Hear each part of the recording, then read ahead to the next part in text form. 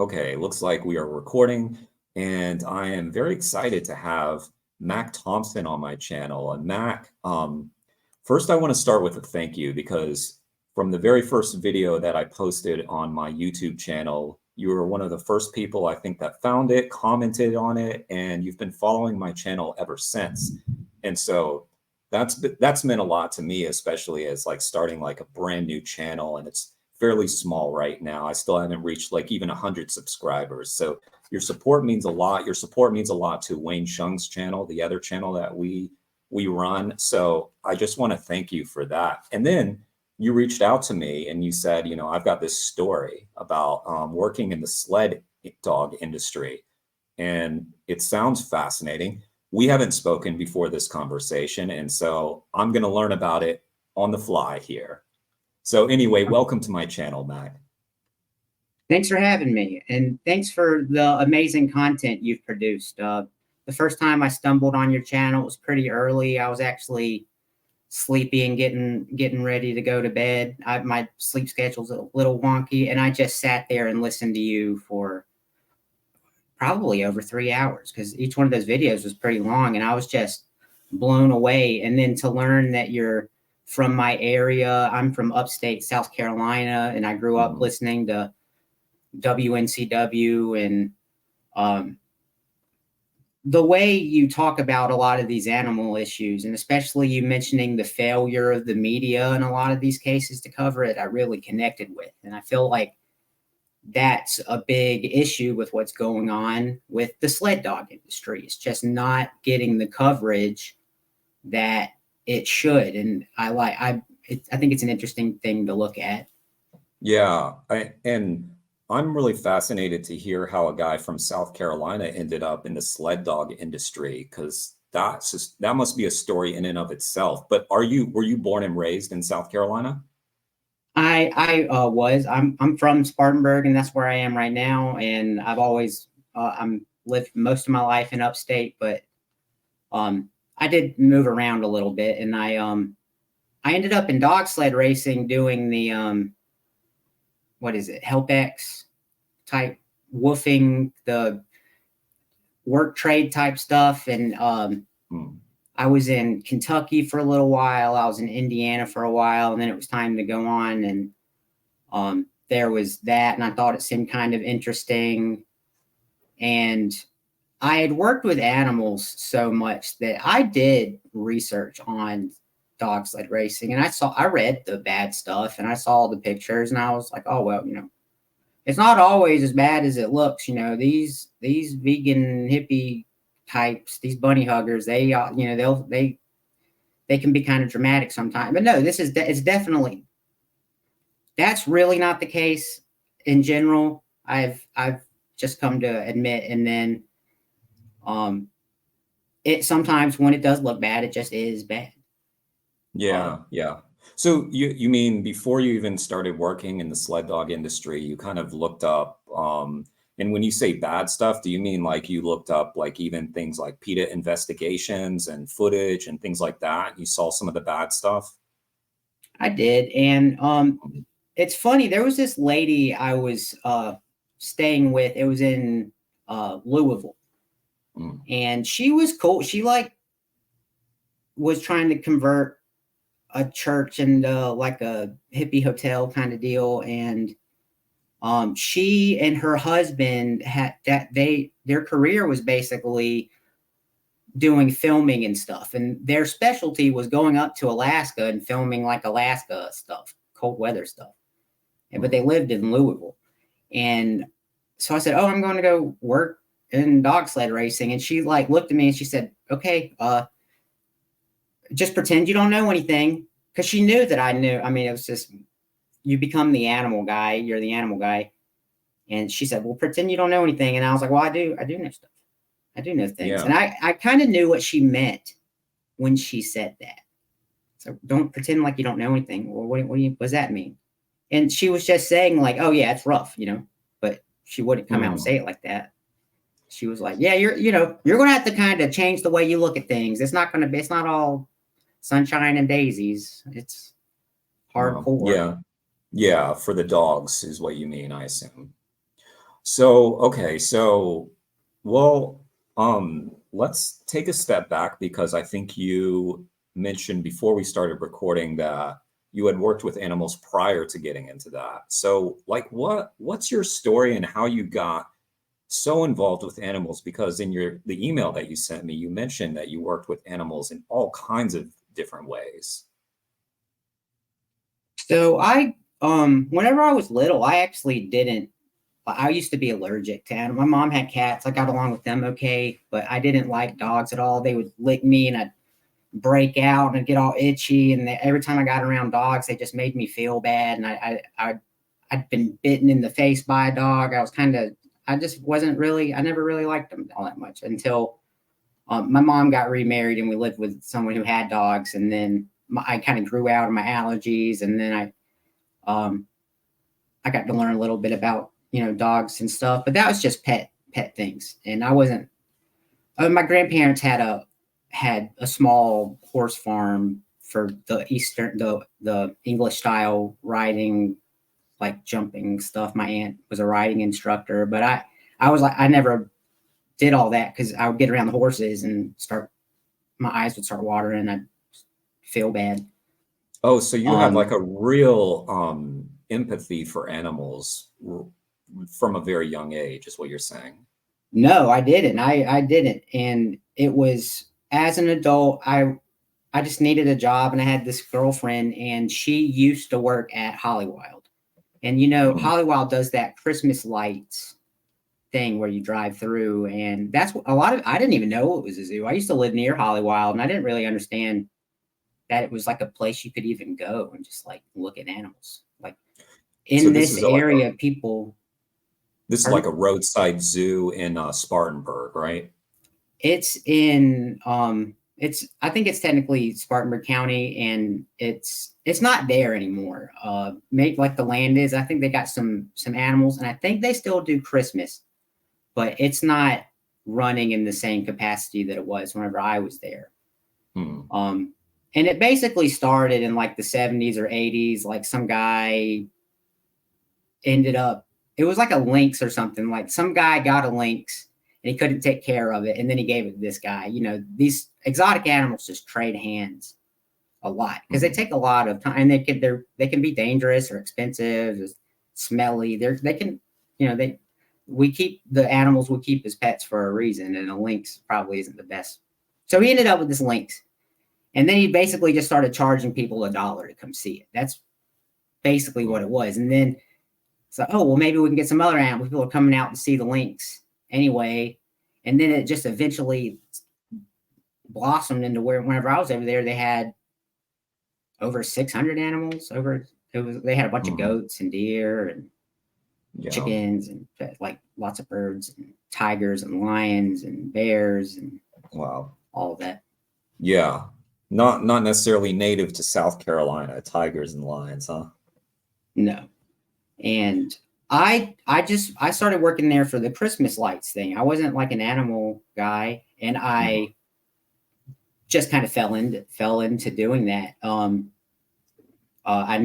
went for the Christmas lights, and then I started working with the animals a little bit, and then eventually I was the small reptile, bird, and small mammal keeper guy, and I was doing animal shows and tours, and I was pretty good at it. Like with the parrots, they don't get in. They're not covered by the same inspections and stuff. The USDA would come out and inspect Hollywild, and we had standards and stuff we had to meet.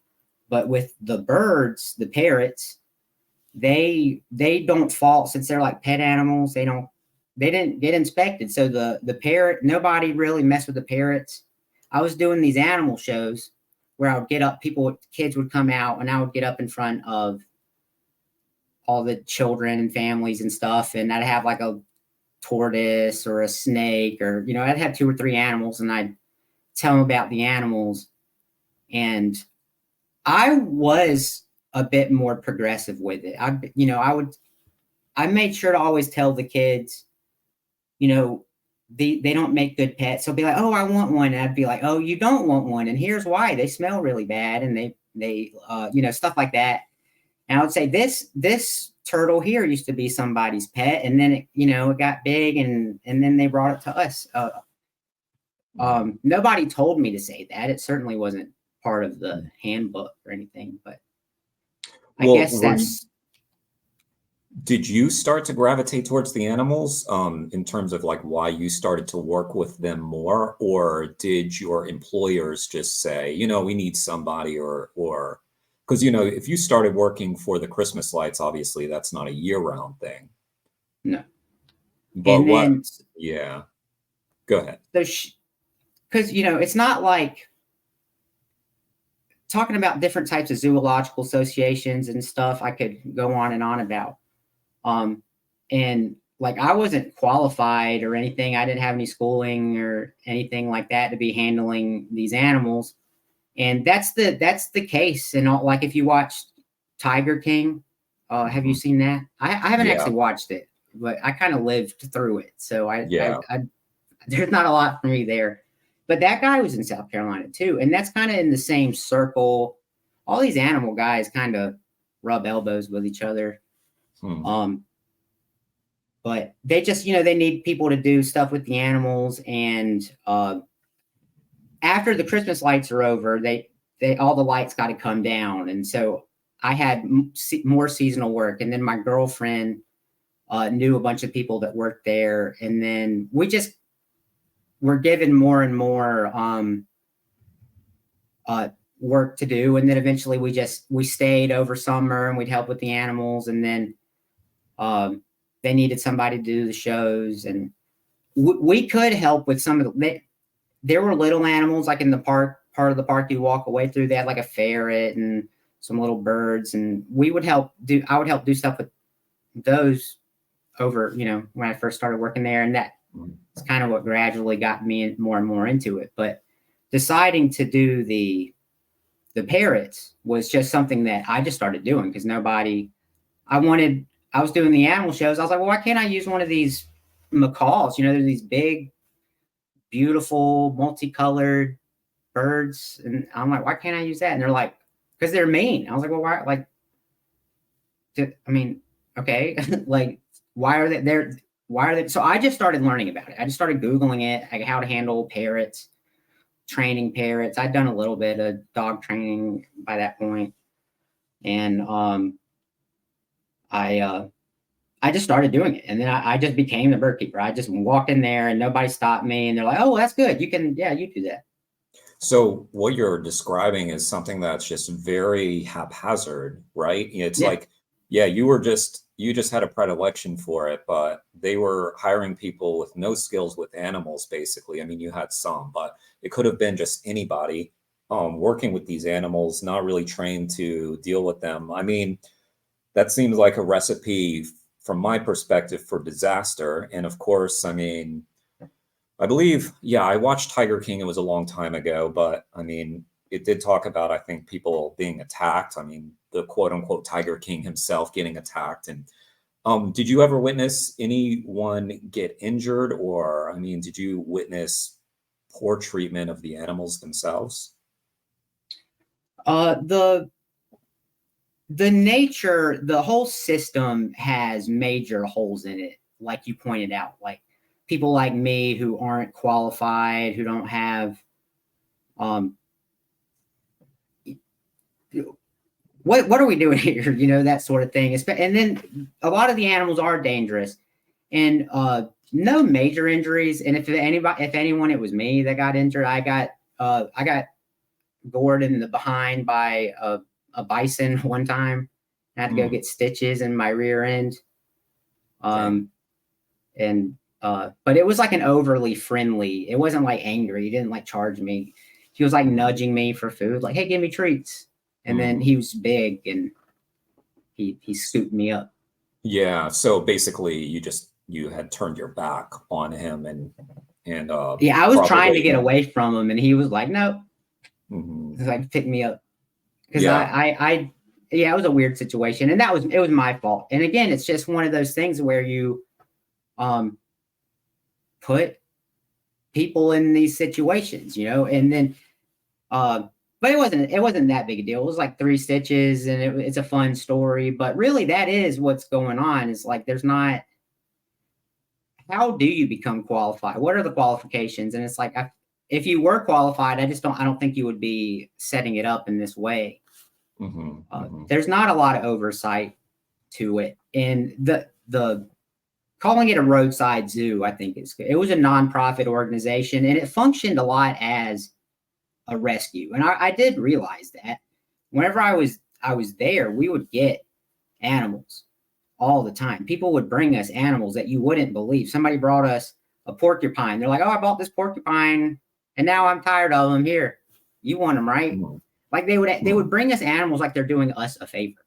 Somebody brought us a little kangaroo and it was in a little pouch, and they're like, "Yeah, we got, and he's cute." And he's like, "Now you can have them." And it's like, wow, we don't have other kangaroos. There's, you know, they're somewhat social. This type of in the wild, these guys are usually found in groups. And right. Yeah. So why are people in South Carolina ending up with kangaroos native to Australia? I have no idea.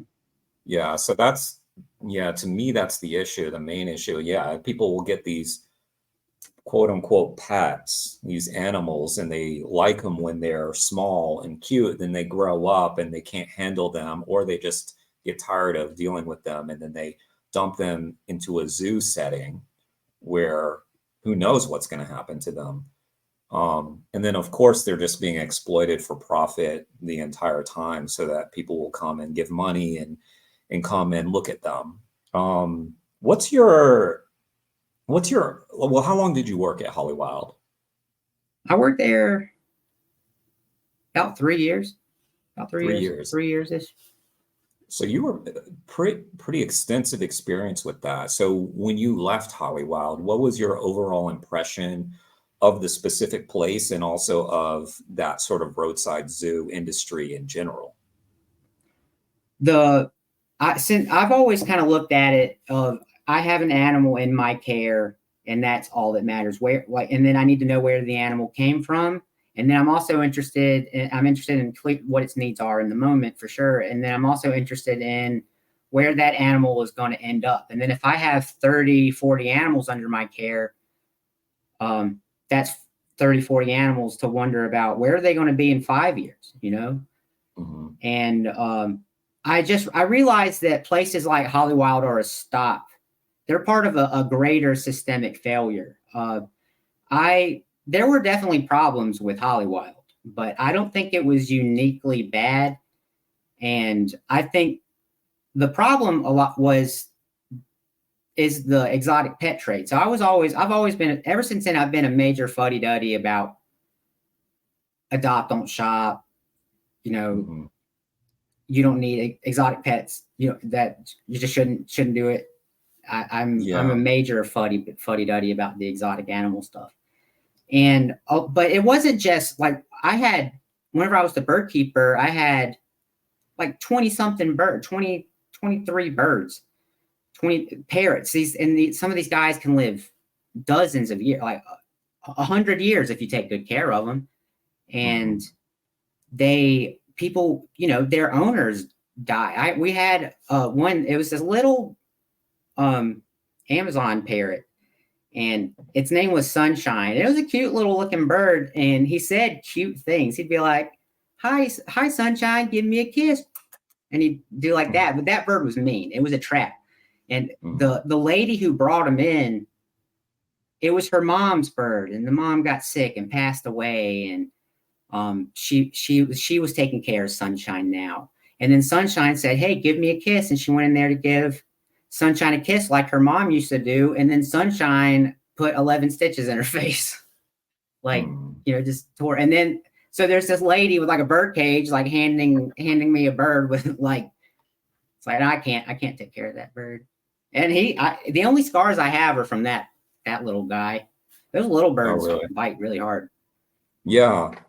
God, I'm blanking on the name right now of this book. There's a book about basically animals fighting for their own liberation. I wonder if, like, during the time that you were at this roadside zoo, did you see animals basically trying to get out, escape, fight back at being confined? Not generally. I mean, like I said, people would bring us animals all the time. So there was a couple of times where people would bring us a possum that's a little too old to adjust captive life, and they would be a little spicy to be around. There was one time somebody brought us this possum. I was like, what am I supposed to do with this?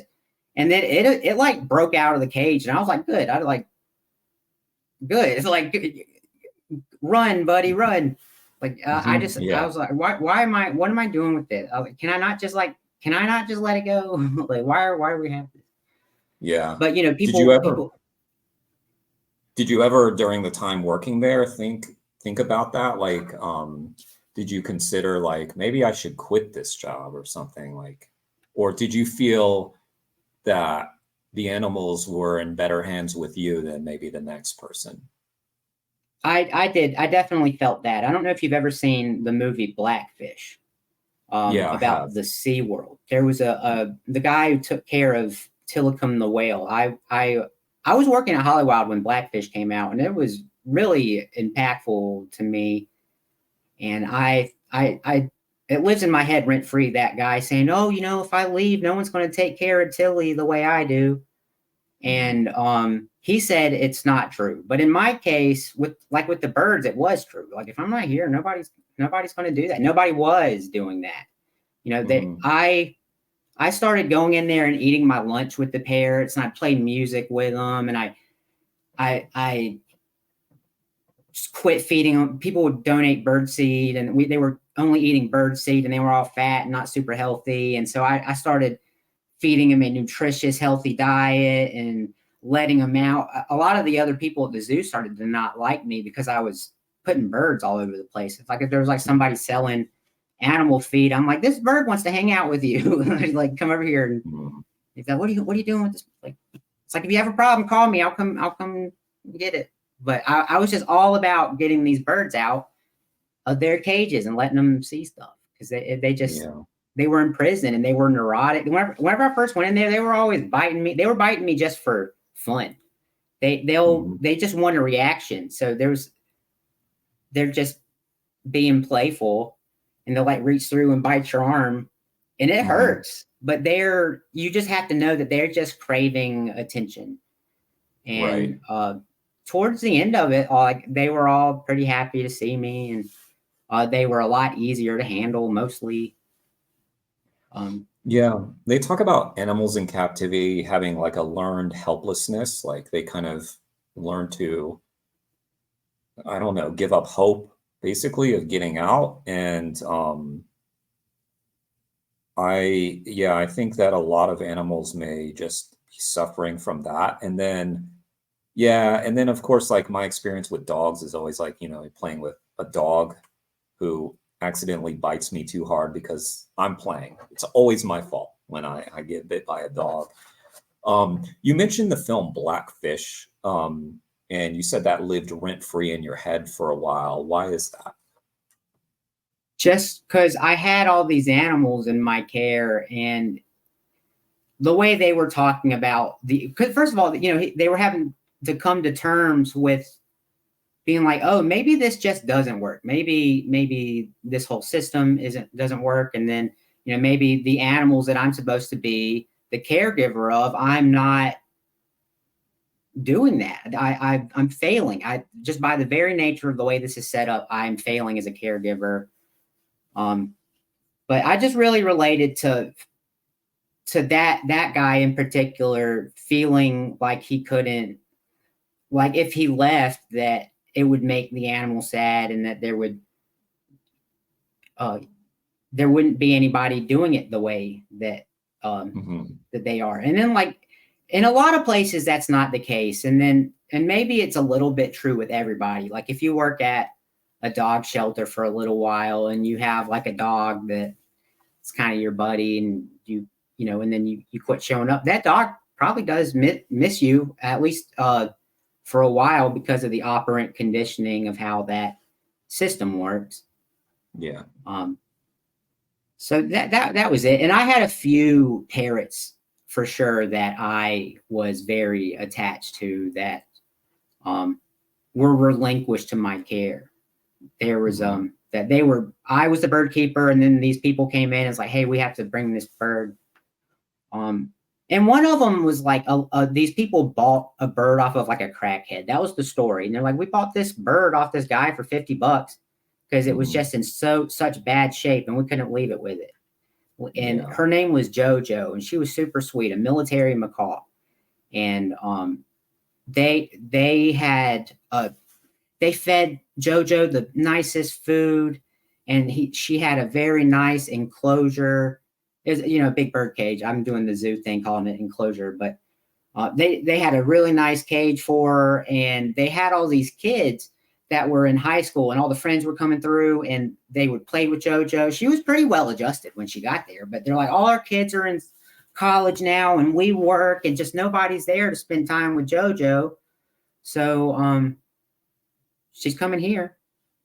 And it just broke my heart. They were kind and cool people, and they ended up with JoJo, to try to take care of her. And then they brought her there, to try to give her the best care. And it really was pretty substandard. And there aren't a lot of places that are better. Like there's another exotic animal rescue in upstate, and it's pretty grungy.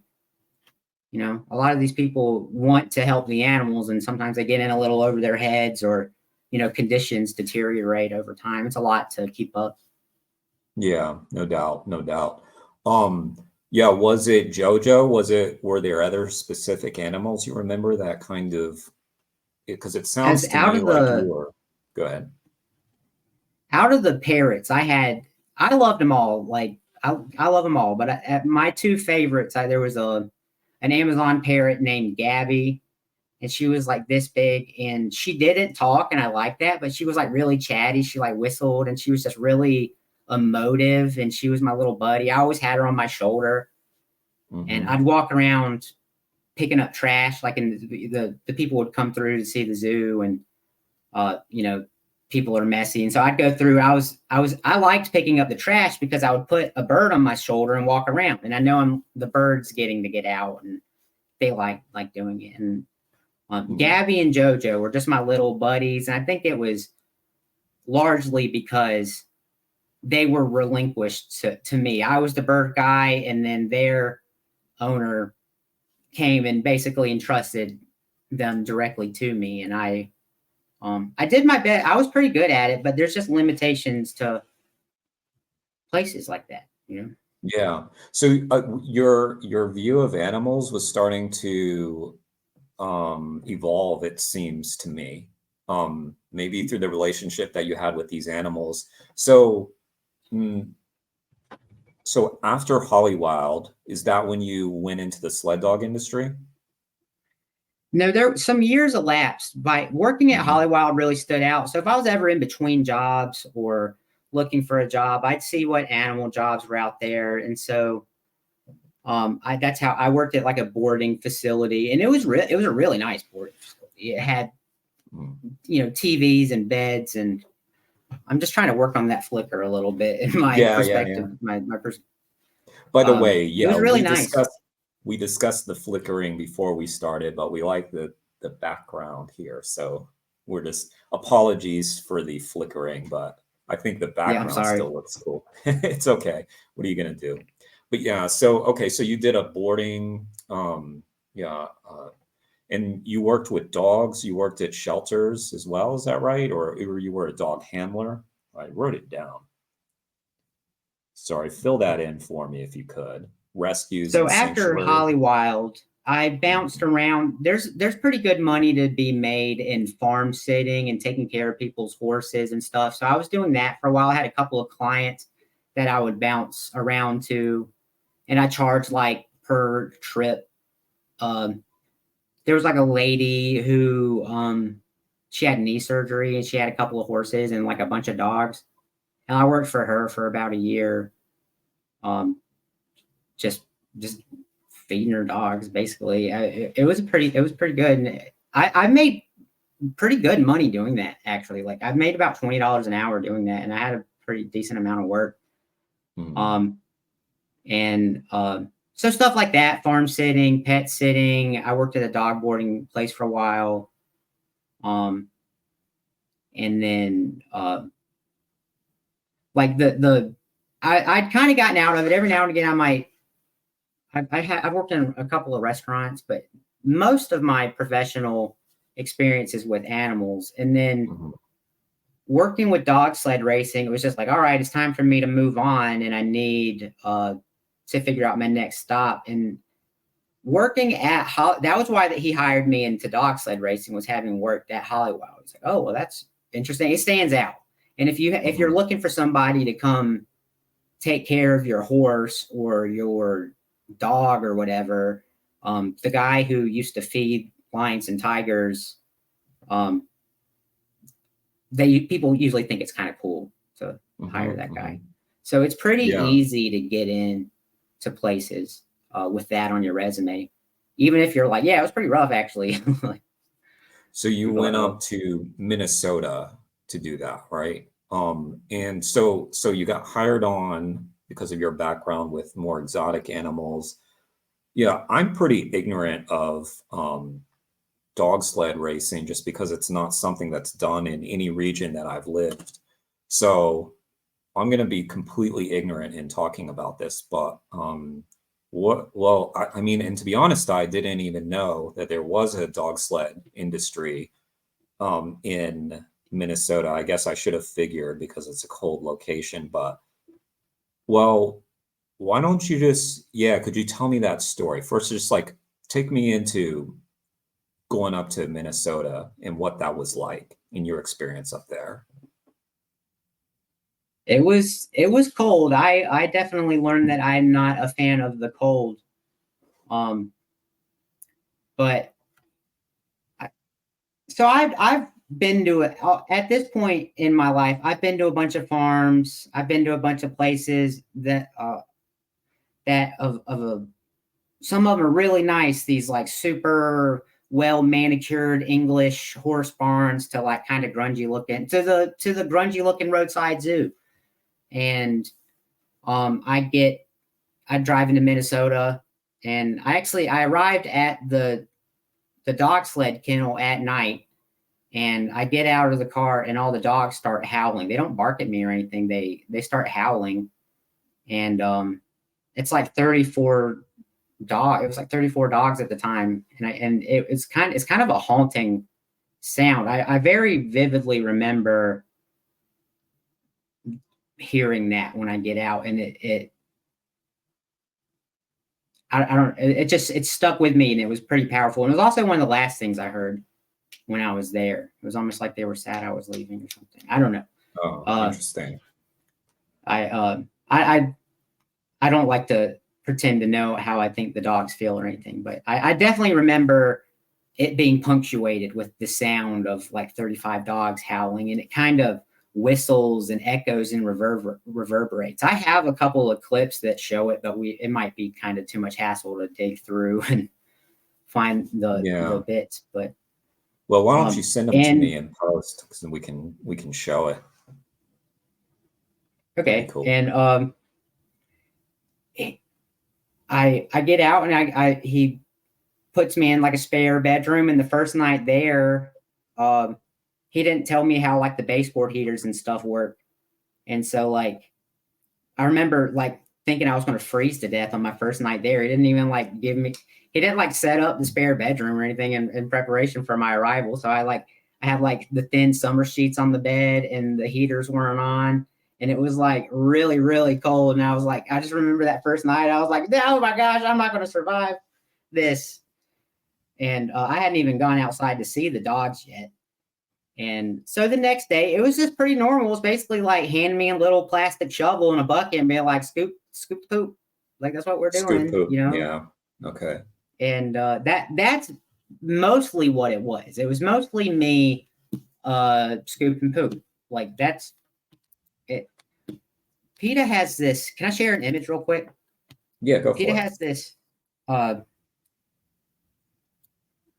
image here. You can do a present if you scroll down. Well, that's good. Yeah, keep that. Yeah, that looks good. And PETA posted this, and it's a little bit dramatic. It says these dogs were used for fighting, and it's a bunch of dogs chained to barrels, and then it says these dogs were used for the Iditarod. And I think that might be Dallas Seavey's kennel. Oh yeah. Wow. Yeah. And yeah, it's just like a bunch of dogs on chains. The quality of life really isn't that good. And yeah, so they're basically chained up, is what you're saying, and is that what you saw as soon as you got out of your vehicle? It was dark when I got there, but this behind me is the end of my time in dog sled racing was right around the lockdown. And so I used my stimulus check to buy a GoPro, and I took a couple of videos, but it's nothing too interesting or incriminating or wild, but it gives you a taste of what life is like for these dogs. And it's just me carrying buckets and going out through the dog yard to yeah, it's we can just leave this in the background. I'll mute it and you'll see. It's just kind of dingy and grungy. And like, I know it's hard to, like, some people see this and they see, like, look at this dog. She's like happy to see you. And, you know, she's pretty well adjusted. But it's like Wayne was talking about how these dogs have been bred to be, they've been bred to take it. They've been bred to tolerate it. This dog right here, her name is Olive, and she was born in Fort Nelson, British Columbia, in a small town that this guy who's world championship sled dog kennel. And he has like 150 dogs on chains. Like, and the oldest one is like 6 or 7. Like, you get out there, if you start crunching your numbers, you're like, this is, if you add this up, it doesn't add up to anything pretty. And I know how we bought a lot of dogs from this guy. And we bought Olive here, and she was my little buddy. I like this dog a lot. And one of the worst memories I have from dog sled racing was at a multi-day race. It was a multi-day race, and those are really hard on the dogs. Like the Iditarod stuff, you know, it's like days in a row. And there's various methods to getting the dogs into the shape to do that. But it's really hard on them mentally as well as physically. And one of the instances that stands out to me the most was, it was at a multi-day race. It was a 3-day race, and it was, I don't remember if it was after the second day or just during the third day. But Olive here shut down. You know, the stress of training and traveling and running day after day just got to her. And, you know, about all I could do was sit out here and pet these dogs a little bit. And but we were at this freaking race, and it was a multi-day race, and we didn't run a lot of those. And I'm glad, but Olive just shut down. And you'll see the dog truck. Maybe it's just like it's a truck with dog boxes on the back, and it's called operant conditioning. Like, the dogs are all on a schedule. They kind of know. You try to be consistent when you do things, so the dogs know what to expect and when. And like, you, as like a bleeding heart bunny hugger type, you see them putting the dogs into this little box, and you're being like, well, that's kind of messed up. That's just like a little box. But in the operant conditioning sense, the dogs kind of like being in the box. It's cozy, it's warm, and when they're on the road, it's an area that they know. And so usually they hop right into the box. You know, a lot of them seem to like being in the box. And Olive is just shut. She's quit eating. She's quit drinking. That's why most of these dogs don't finish the Iditarod. If you look at the statistics for the Iditarod, it's about 50% are never going to finish the race. And that's because they shut down. They are being ran till they they can't go anymore. And people are like, oh, well, they leave them. They have checkpoints and they have vet checks and they check them. And if they don't want to run, they don't want to run. It's like, no, you don't get it. Like they can't. Like there's no benefit to taking that dog. It's just going to slow you down. The dogs quit eating and drinking. It's just going to shut down on the trail. And then you have to put it in the sled and drag it to the next stop, and then that's more weight for all your dogs to carry. And then it slows the whole team down and we're out here racing, right? So like leave the dog at the freaking checkpoint. That's all it is. It's not like, okay, buddy, like you'll be safe here. It's like, okay, we're going on without you. Like that's basically it. But poor Olive here, it was a rag doll in my arms. She was a rag doll in my arms, and she'd quit eating, she'd quit drinking, and you see her bounce, and she's happy to see me. I come out here every day. This is my every day, and I'm supposed to be her caregiver, and here I am, just cradling her in my arm, and she has no energy left. She doesn't. She's dead-eyed. Her eyes are open. She's conscious, but she's not. She doesn't even want to get in the box. She doesn't even want to get. I have to push her into the box. I have to put her in the box. She doesn't even have the energy to want to be in the box, even though that's where she would want to be because it's going to be warm and she knows she's going to be safe and she's not going to have to run in there. But she just doesn't have. She's just. I did work at a vet briefly, and I would handle animals that have been euthanized, and they're like you grab them by the legs, you kind of like grab them like that. Mm-hmm. And she was just like that. She was just like an animal that had been was under anesthesia. She was just completely dead and dead to the world. And I've been on that long enough. That was it. Poor Olive. That's one of the ones. It's just those multi-day races are so hard on them. But the 1 day fast races have their own problems too. Sorry, that was a major. No, that's okay. So we're looking at all these other pups too. And so you really seem to connect with Olive, and is probably because of, well, I guess she was your friend, but also this experience she had where there she is again, right? This is Olive, right? That's Olive. And then this one off to the side is not Phoebe. I'm pulling a blank. And I'm not getting the best look at the dog. And there's a lot of black dogs in this kennel. I watched these. I was like reliving this morning because I hadn't watched this in years. And I sat through it. I had a couple of these. And I watched these for about 2 hours this morning, just kind of reliving it.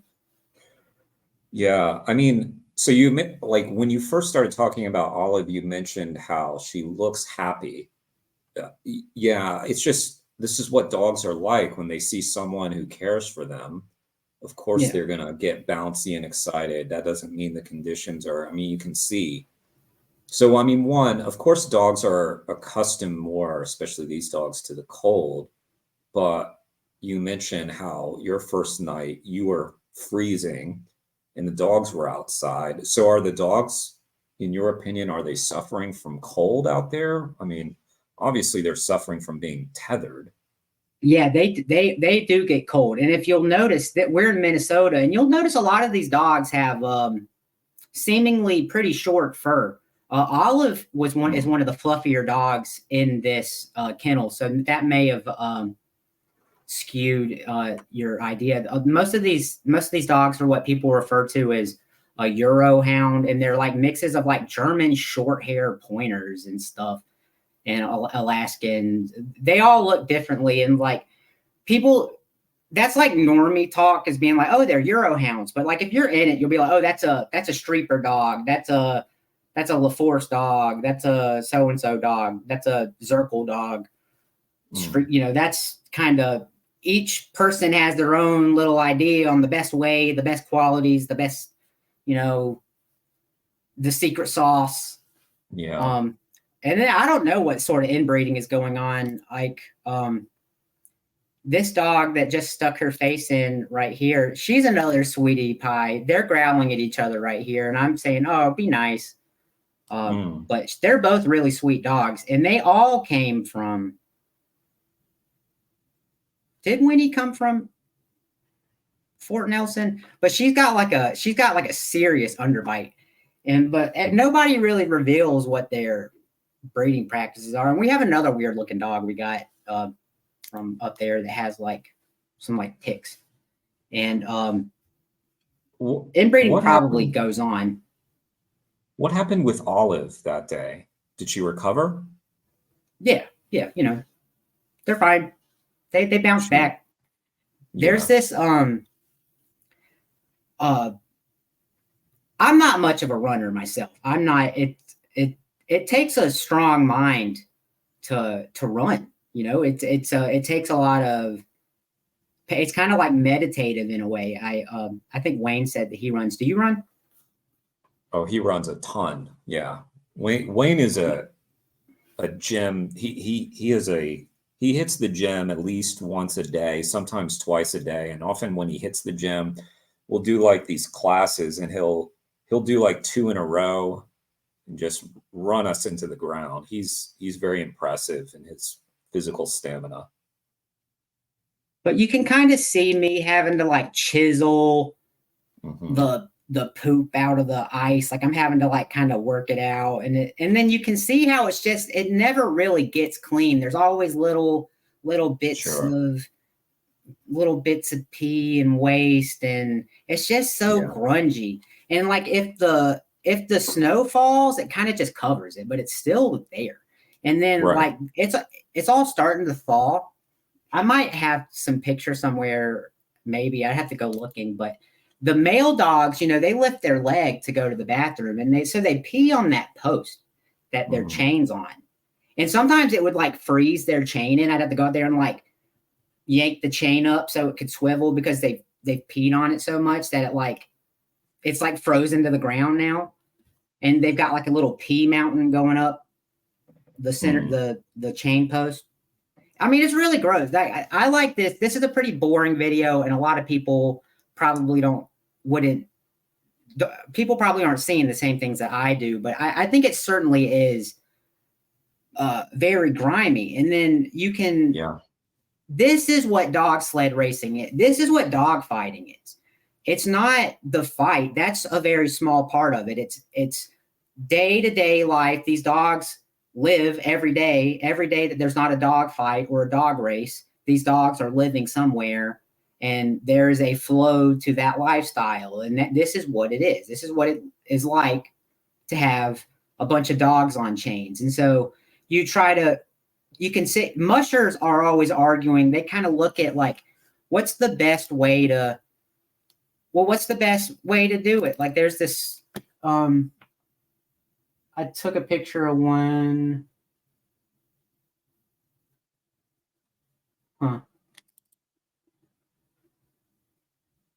I don't know. I thought I added it to this folder, but I guess not. But I've got some old dog yard photos.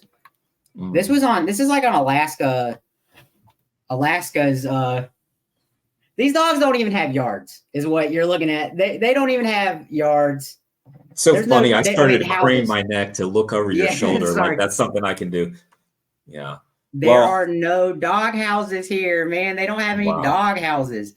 This is the name of this picture in my folder is Sled Dogs in Joe Reddington Senior Dog Yard. And I think I found this on like an Alaskan like public archive thing. And yeah. I think most people would consider this horrific. I don't think the videos are boring. They look pretty bad. To me, look at that. Wow. Yeah, I mean, dude. Go ahead. The mushers, I would say stuff like, you know, people say that it's cruel, but even I start to feel bad for them in springtime once the thaw comes. Even I start to feel bad for them. Like if you watch. Because like all that snow melts, and then it makes the ground. They've got like they've worn a divot in the ground, and it traps all that water. That it gets muddy and gross, and there just isn't really a good answer for it. Like some mushers use gravel, but then the dogs are just standing on gravel all the time. right? And then you get dogs that eat rocks because they're chained up on gravel all the time and they're bored, and then they eat rocks. So that's like totally a thing. Yeah. And that's like so normal. And well, the answer to this, of course, is to end it. Don't do it. Yeah. Yeah. Exactly. I mean, there's certainly, I think that's the hang up here. It's like, well, what are we doing here? I mean, these dogs. Go ahead. Sorry to interrupt. No, I was just going to keep rambling. I need to let you keep me on topic. You're on topic. Yeah, go ahead. What were you going to say about the dogs? I don't even remember. I want to say all the things about the dogs. Well, I was going to bring up okay, what are we looking at here? This is just a random dog kennel. This was one I thought, it reminded me of the Beagle kennels. This is one that I didn't take this video. This was sent to me by the founder of Humane Mushing, Ashley Keith, her name is. And somebody sent her this. And it's like, it's like a battery cage, like those Beagle. The Beagles are like one of the worst things I've seen. Like I've looked at a bunch of those Beagle kennels, and because I've been like, okay, well, we got like all these people keeping these dogs on chains. Well, like, what's the better way? Like, how are people keeping large numbers of dogs? So I'm pretty obsessed with that. Like my hard drive is just full of like random videos of dog kennels and pictures and stuff. And I try to imagine the best way of doing that. But a lot of outdated stuff out there. There was this one picture with I derailed the video because it was a picture with like, it had wooden decks. That's it. It was just like an aerial photo, and it had each dog had like a little wooden deck. And then, but like, okay, now they're just standing on wood. Like, that's it. Like, okay. But it's still a bunch of dogs on chains. Like even the prettiest, best versions of this, I think, fail. Yeah. Was what I was getting at. They're still being held against their will and confined. And I was going to bring up it looks like the length of the chain isn't very long. Like they can't run around very much. Yeah, people have different. I guess it does depend on the length of the chain. I'm not, I don't remember the formula for that. Is that pi times I don't radius? know. Like, yeah. So, yeah, don't ask me for that. I have seen a couple of kennels that had some pretty large chains. But at like kennels that like didn't have a lot of dogs. So I went to this one, he just had like the dogs like chained to trees, but the chains were like 30 feet or something. Like it was a little bit grungier, and it's like it was kind of janky. They're just chained to trees, but also like they've got a lot of space, and he didn't have a lot of dogs, and I had the feeling they're getting more one-on-one care. Yeah. And that's the other thing. It's how much one-on-one care are any of these dogs getting? And I know because I was the one out here doing it. It's like not a lot. He didn't want me to train. Like I can do obedience training, definitely at this point. But he didn't want them. He's like, I don't want their heads to get filled with. I just want them to run. I just want them to. Oh, so and then. So the racer, what do you call him? A racer, a musher, was actually the musher was actually discouraging you from developing relationships with the dogs or doing kind things for the dogs. Yeah, there was one time. This dog right here, his name's Socks. He barks a lot. He was kind of annoying. He was one of the barkers. And depending, like if you like remove one dog that's like kind of loud, it can like make the whole yard like it can keep all the rest of the dogs from. So that's why a lot of these mushers find themselves so willing to get rid of like a certain dog. And it's got to be like a really good dog for you to put up with it barking and stuff. And that was Socks's case. He passed the bar. He was big and strong and could run forever, but man, he just barked a lot and he didn't like it. So he bought like one of those like prong collars, like one of those automated bark collars, and he put it on this dog, and it like because he's got like the thick fur and stuff, and it just wasn't working. And then like I went out there one day, and he had strapped that collar on that dog so tight that the prongs were digging into his neck, and like there were a couple times where I had instances like that. And after I was in a bad place whenever, and I was in survival mode and I wasn't thinking very clearly, but I did. I like called the cops like after. I was like, what can I do? Like I felt really powerless and I called the cops and he's like, well, I'll go out there and take a look, which was stupid. I should have like not done that then, or I should have gone. I definitely didn't do it right. And that's how I see how smart and serious a lot of these people you've interviewed are, because you really do have to be prepared and diligent and on your toes to put this stuff together. But Well, like a cop went out there and looked at this dog and said that, no, I don't see any scars on his neck. I was like, he has scars on his neck. He has scars on his neck. He had metal prongs digging an inch in to his neck. He's got the fur permanently rubbed off of his neck from just like being chained up all the time. Like at the very least, he had like a bald spot and like a calloused area. But a cop went out there and he said he looked right at this dog. He said, yep, socks, that one. It's like, yeah, I didn't say anything. I was like, maybe Jake told him a different dog, or so I don't know. I don't know. I don't know. But I've seen stuff like that before, like cops get called to go look at animal stuff and not do anything. I think I heard Wayne mention that too. Like, yeah, like the cops don't always enforce the animal stuff. You mentioned the name Jake. Did you want me to edit that out? Oh, I mean, you don't have to go out of your way to edit it out. It's not a big deal. I mean, that's a pretty, okay. Yeah, his name was Jake.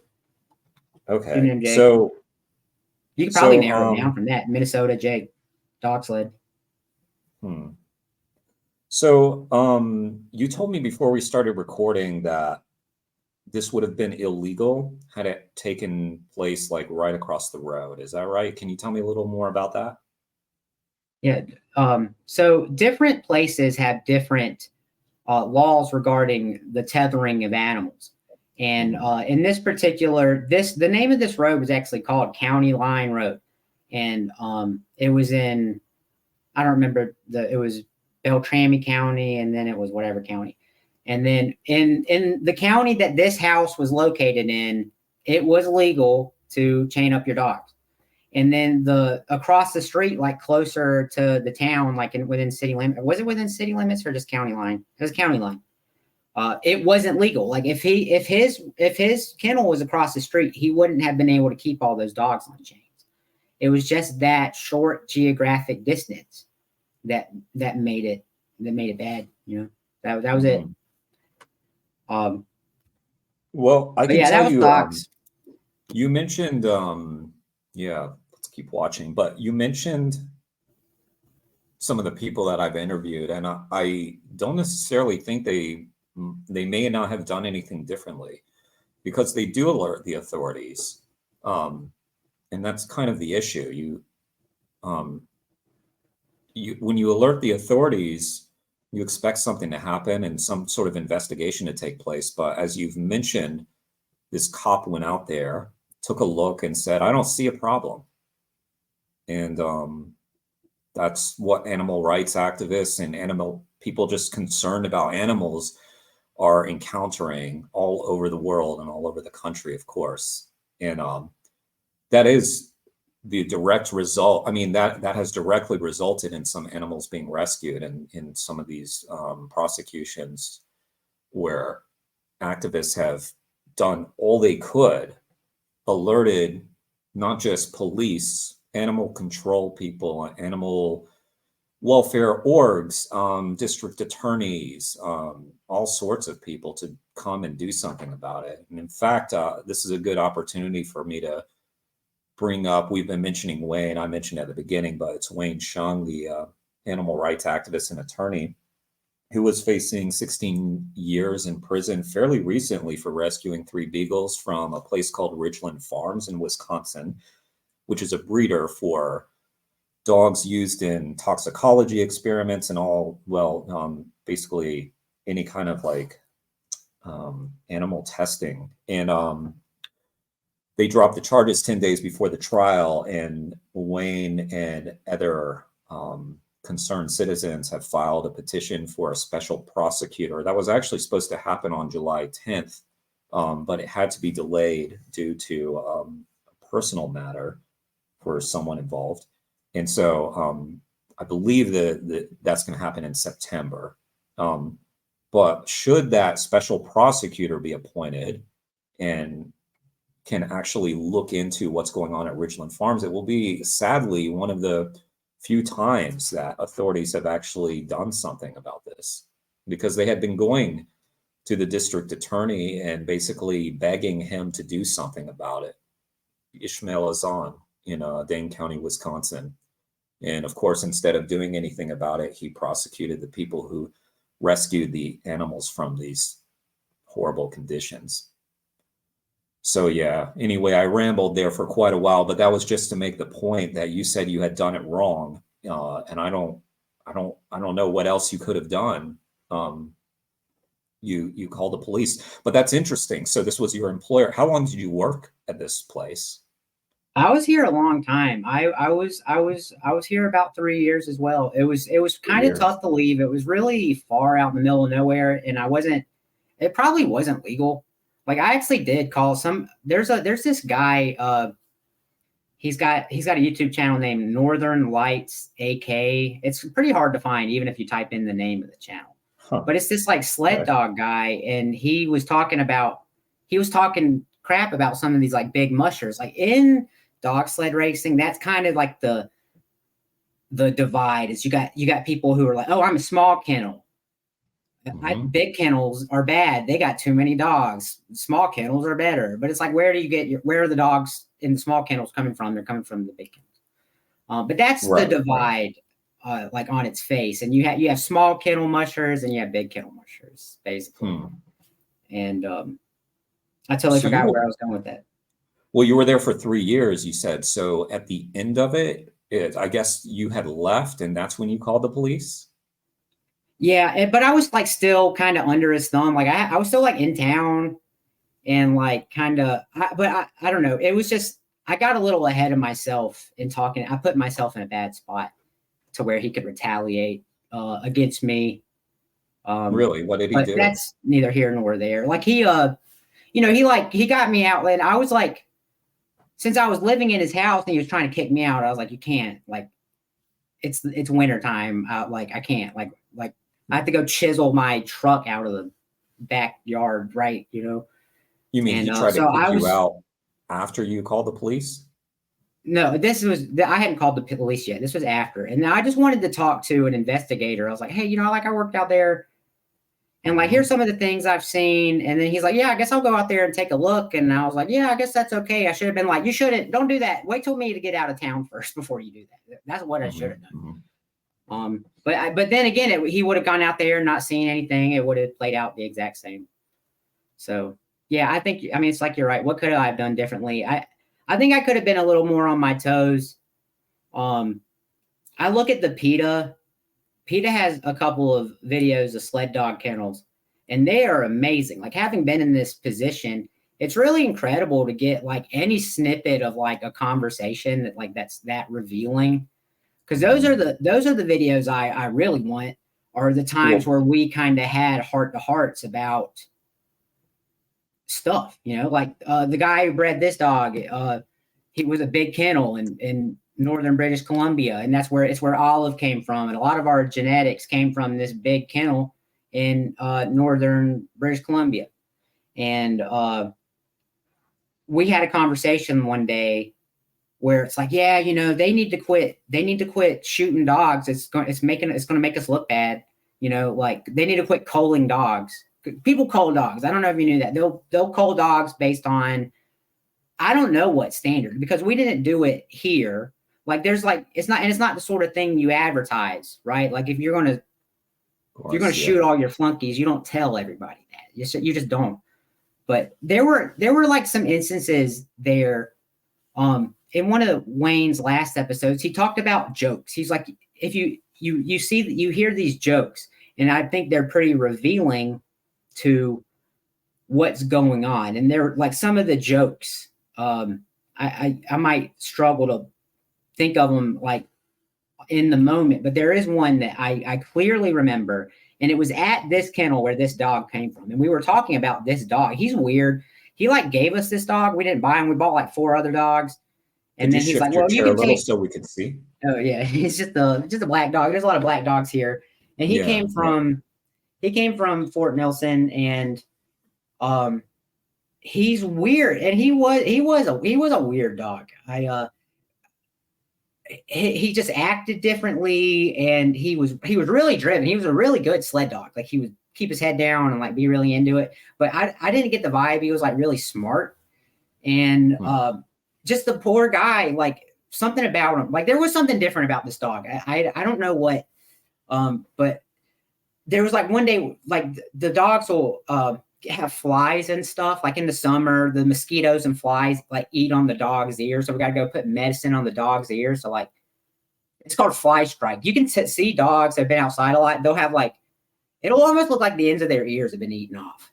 And this poor guy, not a single dog in the yard would have a fly on them, on their ears, but this poor dog would be getting eaten alive. I don't know what, like, that was weird. I was like, I don't know what's going on with this dog, but there is something different with him. But he gave us this dog.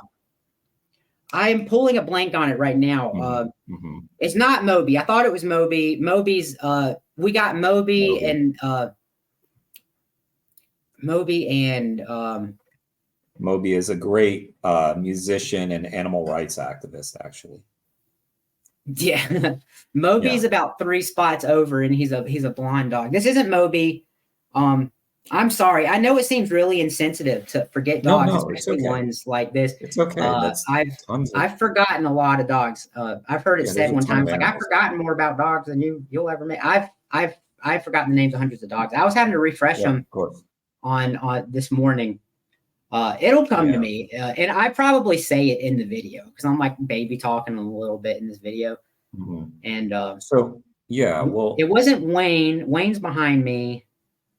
You know, I'm sorry. I feel so bad. I'm really bad with names and generals. And then oh no, please don't feel bad. In this, I was just curious. I was bad about remembering animal names in general before working here, and the dogs come and go so much. It's almost like being at a dog shelter, being in dog sled racing, because the turnover rate is so high.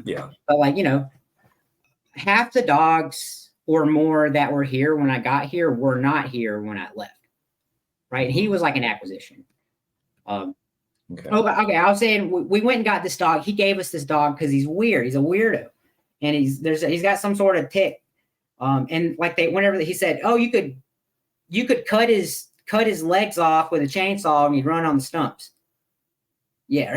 That's one of like the dog sayings. It's like, he's driven. He'll run. You could cut his legs off and he'll still run. And he was like that. This dog was like that.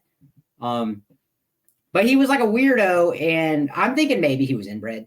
And that's why he told us not to breed the dog, because he's like, I've gone too far with this inbreed. I don't know. Like, they don't give up the breeding practices. But I made a joke. We go back. We're there the next season. He's like, oh, how are those dogs treating you? How's not Moby? I feel so bad forgetting the dog's name. He's like, he asked about the dog, and they're talking about it. And I made it. Because he's weird. Like, whenever you bring him up, like, if you've been around the dog, you kind of get it. Like, you kind of like, yeah, he's weird. It's like, yeah. And then I was like, no, he's the best dog. He was the best dog in the kennel. We should cull the dogs and start over with this one. He'll be the foundation of our new sled dog kennel. And it was a really gross joke to make. That was me making a joke about killing 150 dogs. That's what that was. I made a joke. I was like, no, let's kill all the dogs and start over using this one. And everybody laughed because the dog is goofy. They're like, ha, ha, ha. And then the guy, which that was like not a funny joke. It killed in that crowd, but like, I realized it's not a funny joke. And then the guy I worked for said, I'll go get the hose. And I'm like, what the? I'll go get the hose. What does that mean? What does he mean by that? And that was one of those things. It's like, I had to. Well, what did he mean by that? Do you know what he meant by that? I don't know. I'm thinking Silence of the Lambs or something. Is that what he was thinking? No, like he's going like to hook up to, like, I'm thinking like exhaust from like a machine, like carbon dioxide, like locking yourself in your garage with your car running, but like hooking an exhaust an Oh, exhaust right. Yeah. hose to an enclosed space. And I don't know. I never confirmed and I didn't ask. And I don't know if they would have told me anyway, but like the guy I worked for was in the know. He knew this family. That family's the one that taught him how to mush. It was that guy's uncle that trained the guy I worked for. And he said, I'll go get the hose. And that was just like a throwaway thing I heard. And I I might be reading way too into it, but I made a joke about killing 150 dogs. And then he said, I'll go get the hose. And I am at a kennel that I know they cull dogs at. I know for a fact they cull dogs at that kennel based on performance. You were at that. Okay. So you were at that kennel. Yeah, I would go to other kennels. When we are traveling with racing, a lot of times mushers will let you come stay at their house, or like you'll come to their house to use their facilities or to buy dogs. That's why we were there. We were buying dogs. And so you mentioned, I think it was, north of the border, some place he was complaining that they need to stop shooting these dogs. You were talking about a culling method of basically just shooting the dogs. What else do you know about culling of dogs in the sled dog industry? I forgot to pull this one up. There was a picture I meant to find. Maybe I can pull it up real quick. There's a guide from the I'll play this so it'll be more dynamic. There was a guide released by the British Columbia. Have you heard of the Whistler sled dog cull? It was after the Olympics in 20. They were there in 2010, so this was in 20. Whenever the Winter Olympics were in Canada, these mushers there were a couple mushers that were selling like sled dog rides to like the Olympic tourists, and they ended up with like a bunch of dogs, and they just started they started asking people for extra dogs, is my understanding of how it happened. And they sold a bunch of sled dog rides to Olympic tourists, and then all the tourists left because the Olympics aren't there anymore, and then they got all these dogs, and you got to feed all these dogs and stuff, and so like you're just losing all the profit you just made. And so they culled them. It was, I heard about it like not through a news article. I heard about it through like rumor. They were talking about like a guy that was like tied, that had dogs there, and not in a good way. And it was over 100 dogs. They culled over 100 dogs in British Columbia, and because they didn't have they had too many of them, and nobody really got in trouble. The guy got in trouble for basically not having good aim, not to be too graphic, but he caused undue suffering to a few of these dogs while trying to shoot them. They were shooting so many dogs, it took them more than a day to do it, if you can imagine such a thing. They had to like take a break. And there's a Wikipedia page about it. It's not like it's not. You said it was secret. Was that called Whistler sled dog cull? Is that what you called it? Whistler sled dog cull. I typically call it the Whistler sled dog massacre. But I think the Wikipedia page is cull. Okay. And it's pretty graphic stuff, but there is a Wikipedia page dedicated to it if you I see. Into it. Yeah. Okay. Wow. And the guy, there was an image. Okay, so it was like the year after that happened. It was pretty high profile, obviously not high profile enough. I'd never heard of it. And a lot of people haven't heard of it. And the British Columbia released like a sled dog handbook in the years following this incident, and it basically has an instructional guide on how to shoot your dog. They're like, oh, okay, the problem here is that they need help shooting their dogs, right? It's not, the problem is that isn't that they're shooting the dogs, it's that they don't know how to do it right. And so it's really graphic. I'll have to send it to you if I can't find it. right here, because it's something please else. do. Wow. So let's return to your story a little bit, because I still am unclear what was leading to your employer trying to kick you out, since that He heard happened me prior. talking, basically. He heard me saying that I saw problems. He overheard me. He came home from work and I didn't hear him pull up, and I was like talking on the phone, or I was actually talking into the microphone trying to make a video about it. And he heard so you were me, trying to, and like, so I just hear the to, door slam downstairs, and I like, yeah, it went from 0 to 100 really quick. so you were trying to blow the whistle on what you viewed as this animal abuse, basically. Yes. And is there anything specific, because you've mentioned sort of the legality of this stuff? Was there anything criminal that was taking place, or what was it that pushed you over the edge into being like, I have to blow the whistle about this, rather than this just being kind of an inherently sad thing that we do as humans? Well, like I wasn't like trying to pursue legal action. A lot of it had to do with my media background, I think, was I was thinking, what can I do? Because I had traveled across all, like, I've seen more of Canada than I have of the United States at this point. Like, I traveled all across Canada, going to like a lot of different high profile sled dog kennels, meeting some of the winningest kennels in the world. And I saw the best of the best, and I was like, oh, this isn't good. And then I have a bit of a media, like I went to film school, but I've just never done anything with that. But I really am a big believer in the power of art and media and stuff like that. And and it was kind of like breaking me to see how it's not being used in that way. It gets whitewashed, and people ignore the bad stuff. Like, you don't ever see the dude chiseling the dog poop out of the yard. You don't see the quality of life. They show you the dogs hooked up to the sled with their tongues hanging out, and that's about all you get. But that's not what it is.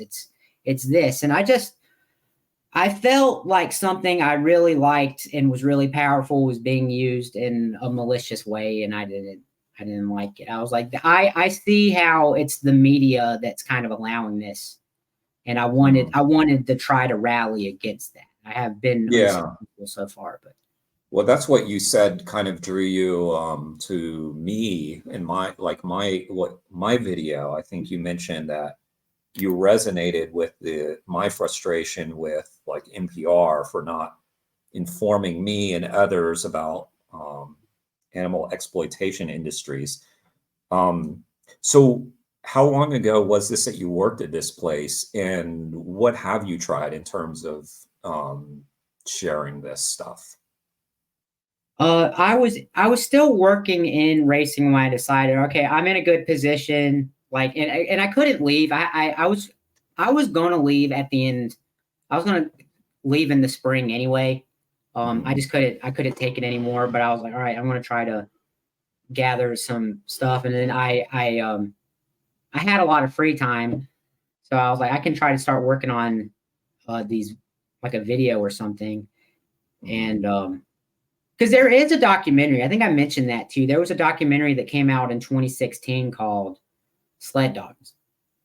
And because I was like, this is really bad. What can I do? Maybe I can use my powers to make a documentary. And then I was like, oh no, there already is one, and it's really good. I can't do better than that. The problem isn't lack of information. The problem is it's not getting out to people. Right. Well, how can people watch Sled Dogs? Do you know? Is it like on YouTube? It's on Amazon, I'm pretty sure. That might be a part of what's holding it back, is that it might not be free or easy to watch. But if anybody's interested in Sled Dogs, I do think that the trailers on YouTube give you a really good idea of all the problems. It's just kind of really digs into the narrative of like one of these mushers and kind of naive they are. It was good. It's a really good film. They did a great job kind of capturing what that's like, in my opinion. I'm glad that you're sharing that film, and we will of course share that film like in the link to it below.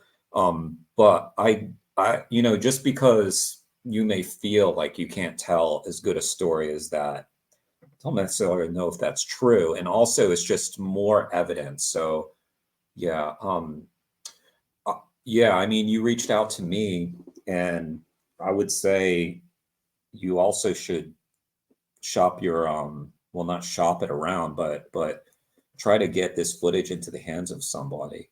Like, did you attempt to reach out to like PETA or any groups that are I did a little bit. I've even applied to work for PETA, but I haven't gotten her. I don't know if I'm the best fit for their the way they work these days, but how come? I like PETA. I like PETA a lot. I'm a big PETA fan. I really like the way they operate. It makes a lot of sense to me. Like there's clearly a need for,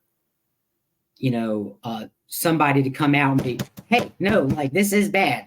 Like when it comes to dog sled racing, PETA's the only player in town. They're the only one that's really managed to do anything. There's other people who are doing stuff, not to discredit their efforts and to say they've done nothing. Like Ashley Keith from Humane Mushing is amazing, but PETA's done a lot of really good work to like defund the Iditarod. And what is humane mushing? Because obviously that gets into the word humane, and I guess a lot of people would push back that there's no humane way. I'm guessing maybe their goal is to kind of shut it down. Is that correct or no? No, and I kind of agree with you on that. I'm not necessarily in the I'm not sure I necessarily align with her on that stuff, but it is a good website. And she has a Facebook page, and she's accumulated some stories, and people send her videos. So if you wanted to learn, like if you wanted to keep talking about dog sled racing, you wanted to talk to somebody other than me, she would be an interesting one to look into. But she has I got like all these monitors, and here we go. Okay, interesting. So you mean their goal is to try to make it better, is what you're saying? She keeps, like, for the Iditarod, she's reasons to end your. I've lost my oh, there you are. I had lost my preview, and I've been kind of trying to look for you without panicking. So I didn't know what I was looking at the last few minutes. I've just been trying to so this is Humane Mushing's website, and it's humanemushing.org. And she's got some pictures. She's got like a page that says current issues in sled dogs, and she kind of talks about it some. And there's statistics on like the dogs that die in the Iditarod. So Iditarod 2024, 3 dogs died, 603 dogs started the 2024 Iditarod, 310 dogs dropped out of the race. And that's like Olive. That's like little Olive I was talking to you about. 310 dogs dropped out of the race. I'm saying that's 310 dogs they couldn't do it. People are like, oh, well, they leave them. I'm like, they couldn't. They shut down. They quit eating and drinking. And that's what people, that's what these mushers are looking for. It's like, oh man, she's a really good dog. She just won't drink. She just won't drink water. So there's like people like sell dogs for like not drinking enough water. Like that's a thing. Yeah. People will sell dogs for, they have to poop while they're running, because you don't stop to let the dog poop. You just make the dog. I got videos of that too if you want to see some dogs pooping. And people laugh. It's always like, okay. And it's like, no, dude, that's messed up, right? Like we don't have to do that. But people will sell a dog. They will sell a dog that like they call it pooping on the fly. It's like, oh, we can't poop on the fly. He's going to cost people lose races because their dog has to poop. And then they're being ran. Wayne might be able to tell, if he's a runner, he might know something about this, but like running gets your bowels moving, and it gets like there's been some pretty famous cases of like marathon runners like having to like run into the bushes really quick and drop drop their pants and like go right there because the water and the physical stress, and it just gets things moving. And I think there's been some cases of like human runners like pooping themselves and stuff like that. And that's what's going on is they're being ran until they have those that popping up. And that's what happens with the dogs. They're being ran until they have to poop, and then you're not letting them poop. Exactly. Well, they don't, of course, because it's a race and they don't want them to stop. Yeah. And then even on top of that, people will be like, oh, well, you're a good dog, but if I keep you on my team, I'm going to lose because you can't poop while running. Like it's insanity. It is absolute insanity. How long ago did you work at this place? I worked in there. I was right at the beginning of 2021 when it was like in the thaw cycle of spring of 2021 is when I was going to come up there. So it was like that 3 years up to that point. I worked 3 racing seasons. So over the winter 3 times. So basically it just ended for you? You mean you left there in 2024? No, that was in 2021. I left in 2021. I was actually in Alaska when the shutdown happened. Like we were worried we weren't going to get back. We were worried they weren't going to like let us into the country. Oh, so, I see. Like we were going to a race and then they shut all the races down and then we just turned around. Yeah. So I'm wondering if like Olive is still there. Do you know? The kennel? Is the kennel Olive. I worked for? No, I wonder if Olive is Olive still there? I don't know. Possibly. I don't know, because she was like going on to, I think she was less than 3 years old.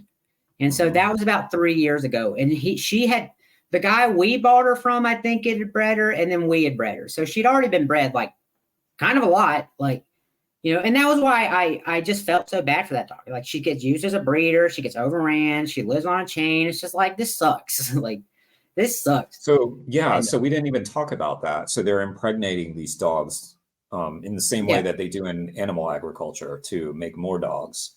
So Olive is getting sexually exploited for her body. She's getting run. I mean, so how can she even be a racer? I mean, I guess it can't be that. Oh, she bounced back. I was like, oh, is she going to be okay? It's like, oh, well, you know, she'll be. Wow. And then, you know, we're starting. It's all the beginning of the training season, short runs. They'll justify it. However, you know, they know it's like, oh, it's probably best not to, but like it's time to start training.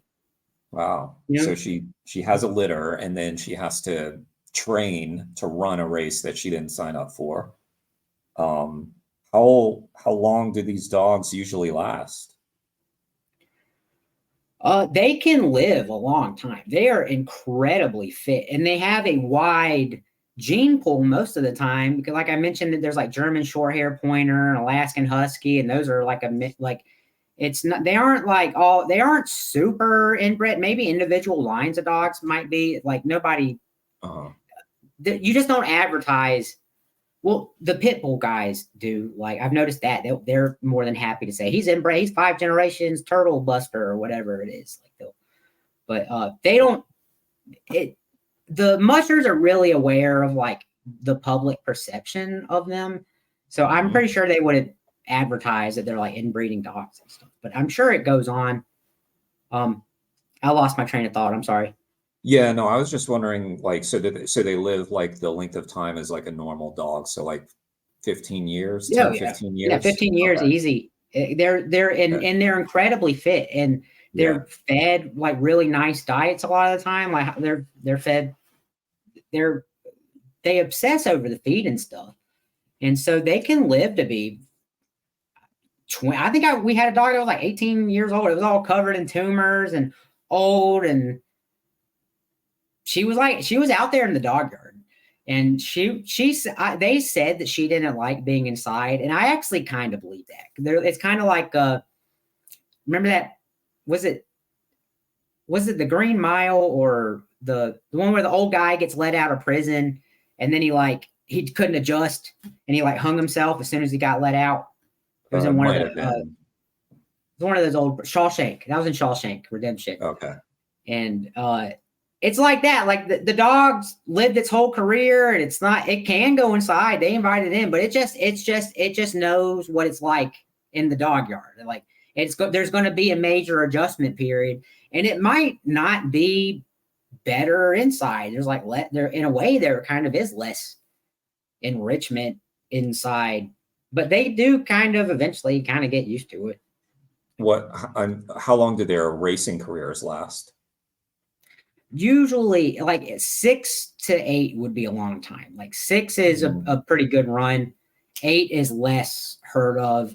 But for a lot of times, sometimes like if you have like a really good dog that's like good on lead or something, you might can get a couple more years out of them by running them with puppies or something. But 6 years ish is usually okay. about. So this particular place that you're talking about, they didn't call the dogs when they stopped running. Okay. No. What? And so they like they just kept the dogs for years and years. No, you trade them around. Like there were a couple old dogs. You're like, oh, well, there's like 40 dogs outside, and you breed 10 a year, but there's only one dog here that's over 10, right? Like so what? Yeah. So what happens to the older dogs? Like they're given to someone for what? Like what happens to them? I'm just wondering.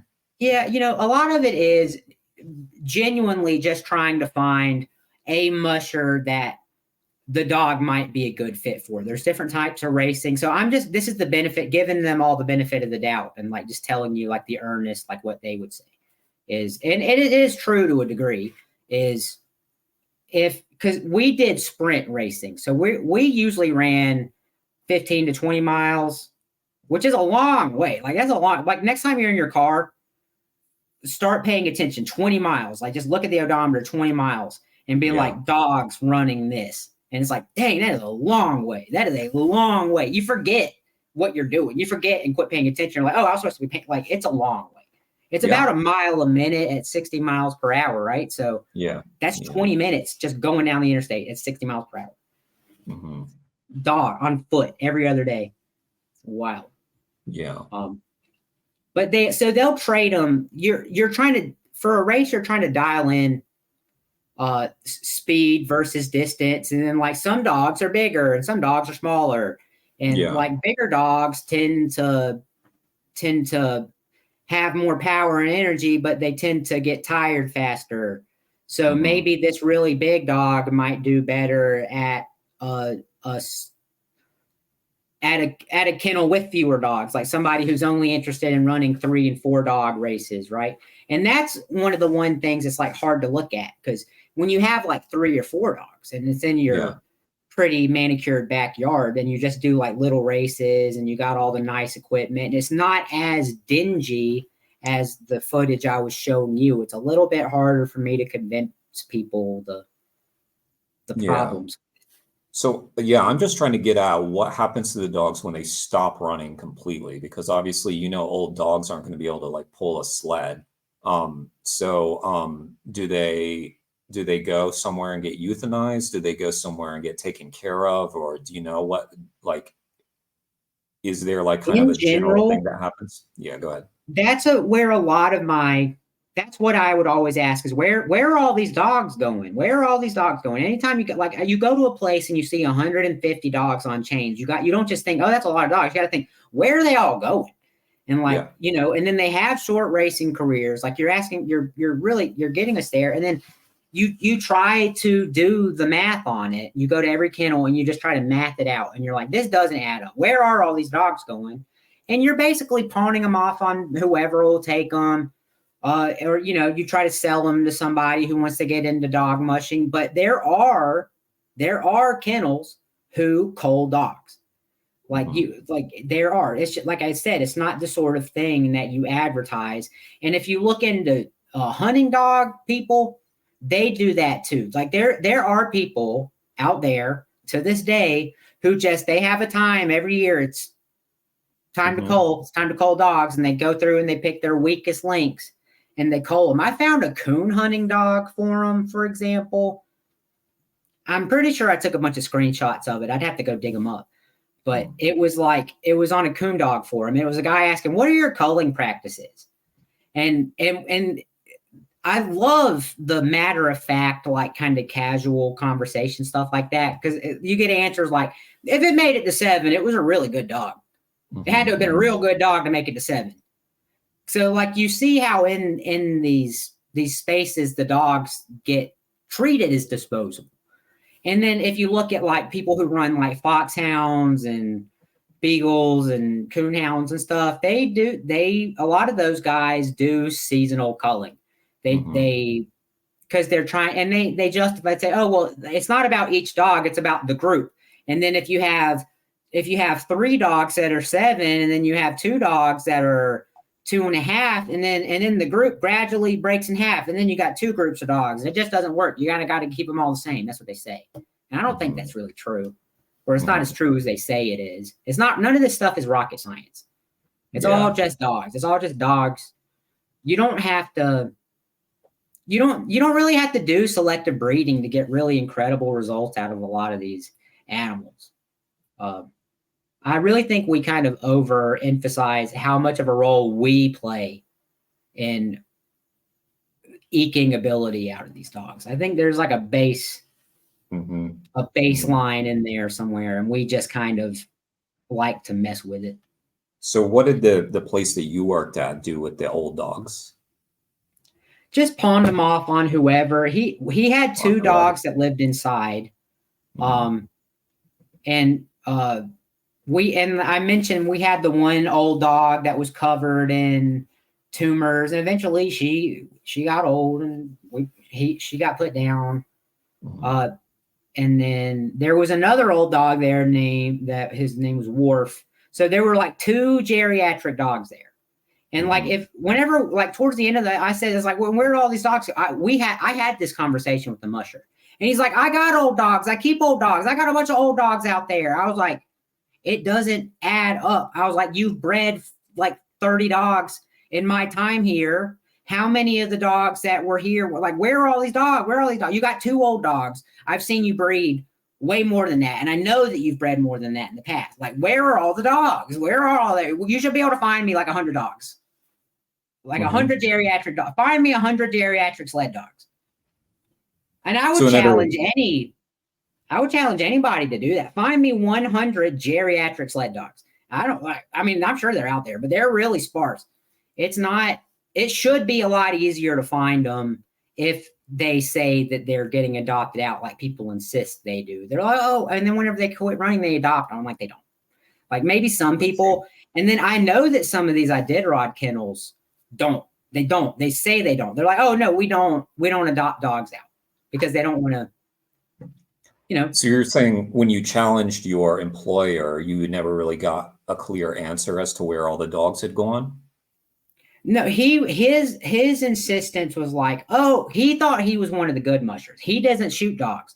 They shoot dogs. I'm a small kennel. That's like that was like his headspace.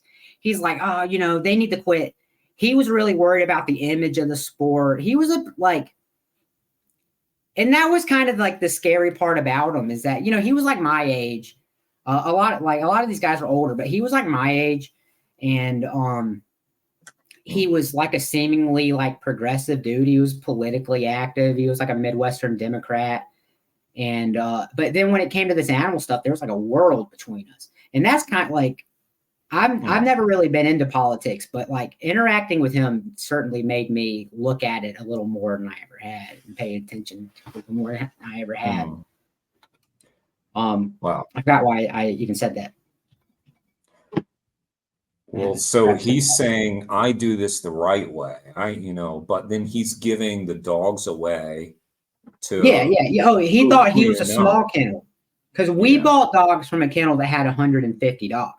And did culling and had workers that they didn't pay. It's like this wild. It's just they were the bad kennel. Like everybody knows if you say, oh, one of the bad guys.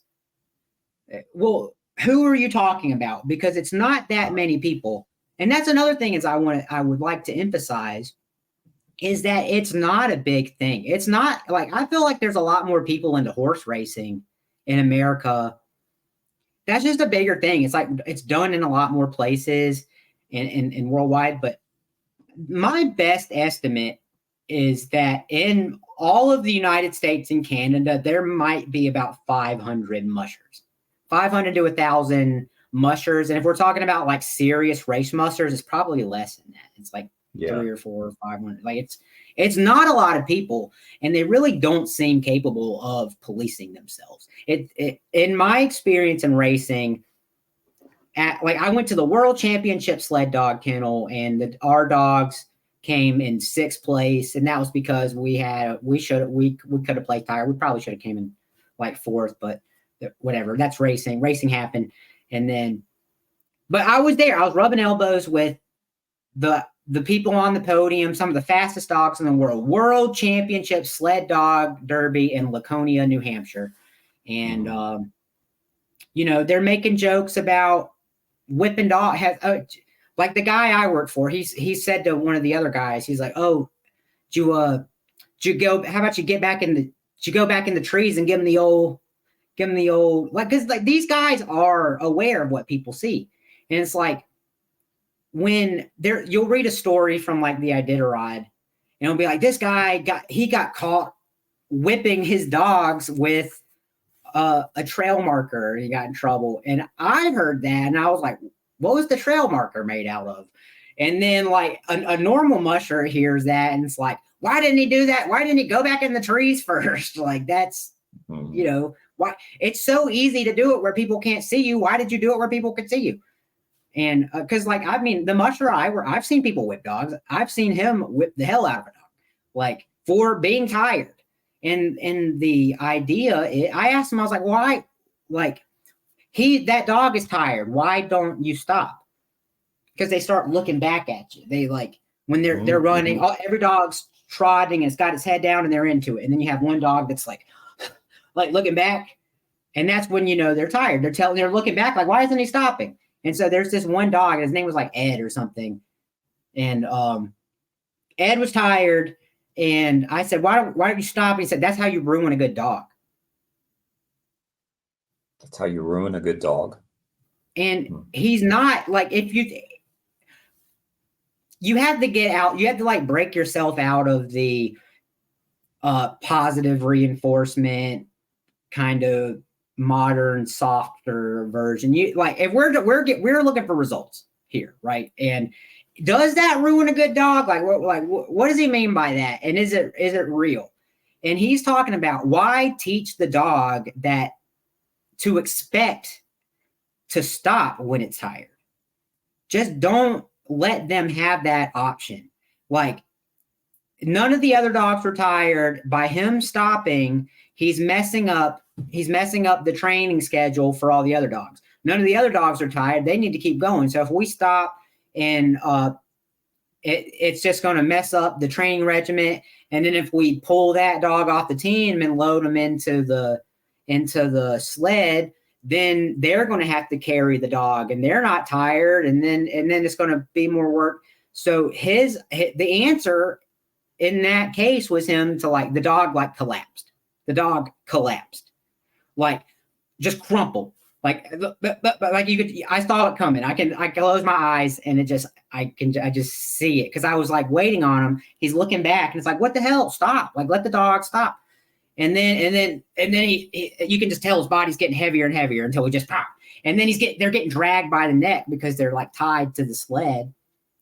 And he's getting dragged by the neck. And then he goes up there and he takes one of the necklines, one of the line, and he starts whipping the dog. And then he unclipped the dog. That's a really extreme story. I like it's hard to wrap your mind around something like that. And it's so far outside of like people's experience. And it's but yeah, I saw him whip dogs like that a couple times. It wasn't like that often. But yeah, he certainly wasn't afraid to whip a dog. And in that case, it was like endorphins, right? There were 2 times that he whipped that dog really bad. And I kind of messed up telling that story. I kind of mixed the 2 times together. But yeah, that was it. He said, that's how you ruin a good dog. Don't let them stop. Don't teach them they can stop. Well, you said you mixed up the stories a little together. Yeah, there was another time where he stopped and whipped that dog, and there was a time where he the dog collapsed. Like he didn't run that same dog to collapse twice, but he did whip the dog a couple times for being tired. It was like towards the end of a run. And none of the other dogs were tired. That dog was tired. It was he was like this kind of brownish. What's his name? Ed? Because he got rid of the dog. Like the dog didn't stick around very long after that. Yeah. He got when you say he got rid of the dog, do you mean he gave him away to somebody? Sold him or gave him away or whatever to someone else. It's like Pokemon. It's like, I don't know if that was your generation at all, but it's like buying it. It's like trading them around and this one and that one. It's like Pokemon cards, but they're like real life animals. Yeah, real life animals being traded around. And I assume, he's telling, or they want to know, why are you getting rid of this dog? He said, because he gets tired. Or are they that honest? I mean, because I'm just wondering, did this dog meet a grisly end? Because I wondered about that. There was this dog named Blue that was bred there. And I was certain, because he sent Blue to this guy that was tied to the Whistler thing. He had dogs out there. And whenever the Whistler guys were trying to give people their dogs back, they're like, no, he's like, no, I'm not.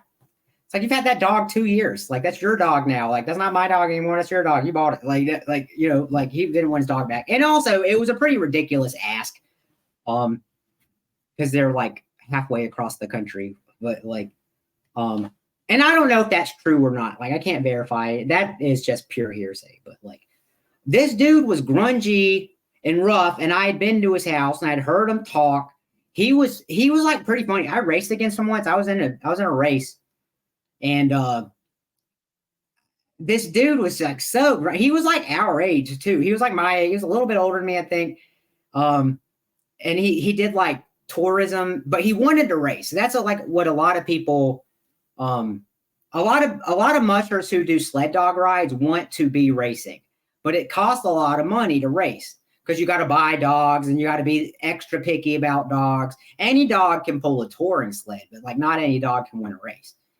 And so I was certain that I was like, why did you send Blue to that guy of all people? Of all people, I was certain he sent that dog up there to get shot, but he did it.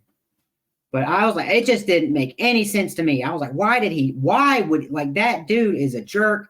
He's that was why I said I raced against him. And he smoked. He was a chain smoker, and he'd be on his dog sled, and he tried to pass me on the dog sled. And it was one of these races where all the teams are on the thing. It's a mess. Mm-hmm. I have so much to say about this stuff. I get to tripping on my ideas about it. Most dog sled races are one team, and then it'll be 2 minutes later, you let the other team out. But there are some dog sled races where all the teams line up in a row and they all just go. And it's a madhouse. Dogs are reaching over and biting other dogs, and there's tangles and kerfuffles and fight. People are fighting each other. It's madness. I saw it and I was like, oh, this is clearly not about the dogs. They're you just can't if you cared about their safety and well-being at all, you wouldn't do this. And I was in a race like that, and I happened to get in front of everybody. I had a good shoot. And so it was all the dog teams going, and then it was 15 or 20 dog teams, and then they all go into one trail. And I just had a straight shot, and it was groomed in, and I didn't have any tangles or major whatever, but I did not have the fastest dog team. I had one of the slowest dog teams. I was just it was just spares. I wasn't even really trying to win or anything. Yeah, I was just running the dogs basically for exercise. And I got in front of everybody. And then I had all these these nut jobs passing me, and they're saying you let me pass, you got to let me pass. And it's okay, you got it. They're all yelling at me I'm I don't know what's going on.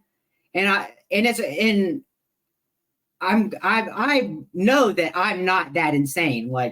She'd be you got to put on your brake to let me pass. And then it's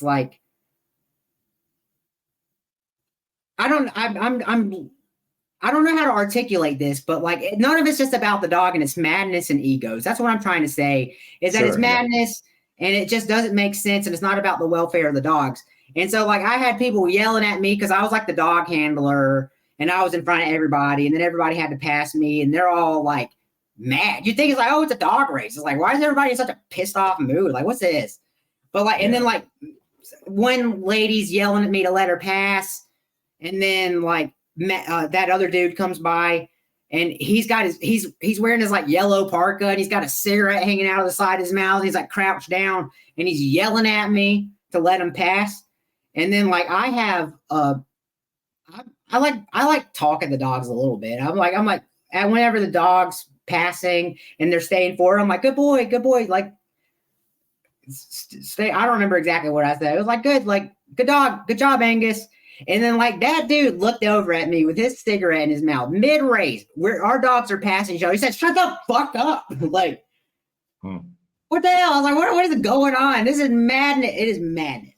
At that same race, it was the musher because I told you like all the dog teams leave at once and the dogs will get into fights with each other and dog teams run into each other and everybody's getting tangled. It's insane. And the mushers talk about it like it's fun. They're like, oh, well, I kind of like the other ones better, but I go to one of these types of races every year. I was like, we should ban, like, we should get rid of them. This should be illegal. Like, that's what I go. It's not safe. Dogs are getting injured. Like they're getting injured. It's a madhouse. And then, like I said, I somehow ended up in front, but like, my dogs weren't the fastest. And so you're adding in, it's not about the dogs at that point. It's about like random chance and like all these other factors. And it's like, it all just falls apart. Like whatever you think a dog sled race is, like, I think it all falls apart when you look at races like that. Do you ever see dogs getting horribly injured or killed? I never saw a dog get killed. But dogs did die. I don't think if any dogs died during any of the races, but like you hear stories like that. And it was at that race. It was actually at that race that I heard this story.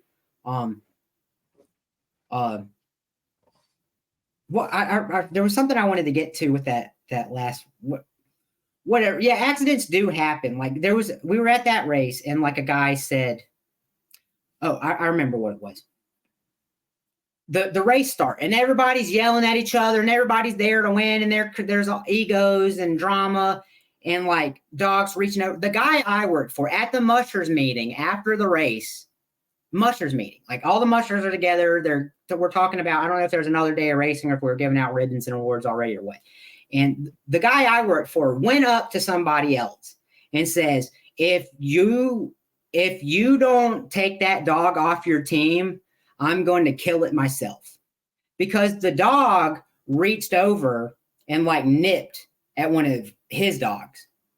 And then he made a big show of it. Like he made sure that everyone in the mushers meter side, he went up to him and he singled the guy out. And the guy I worked for was big.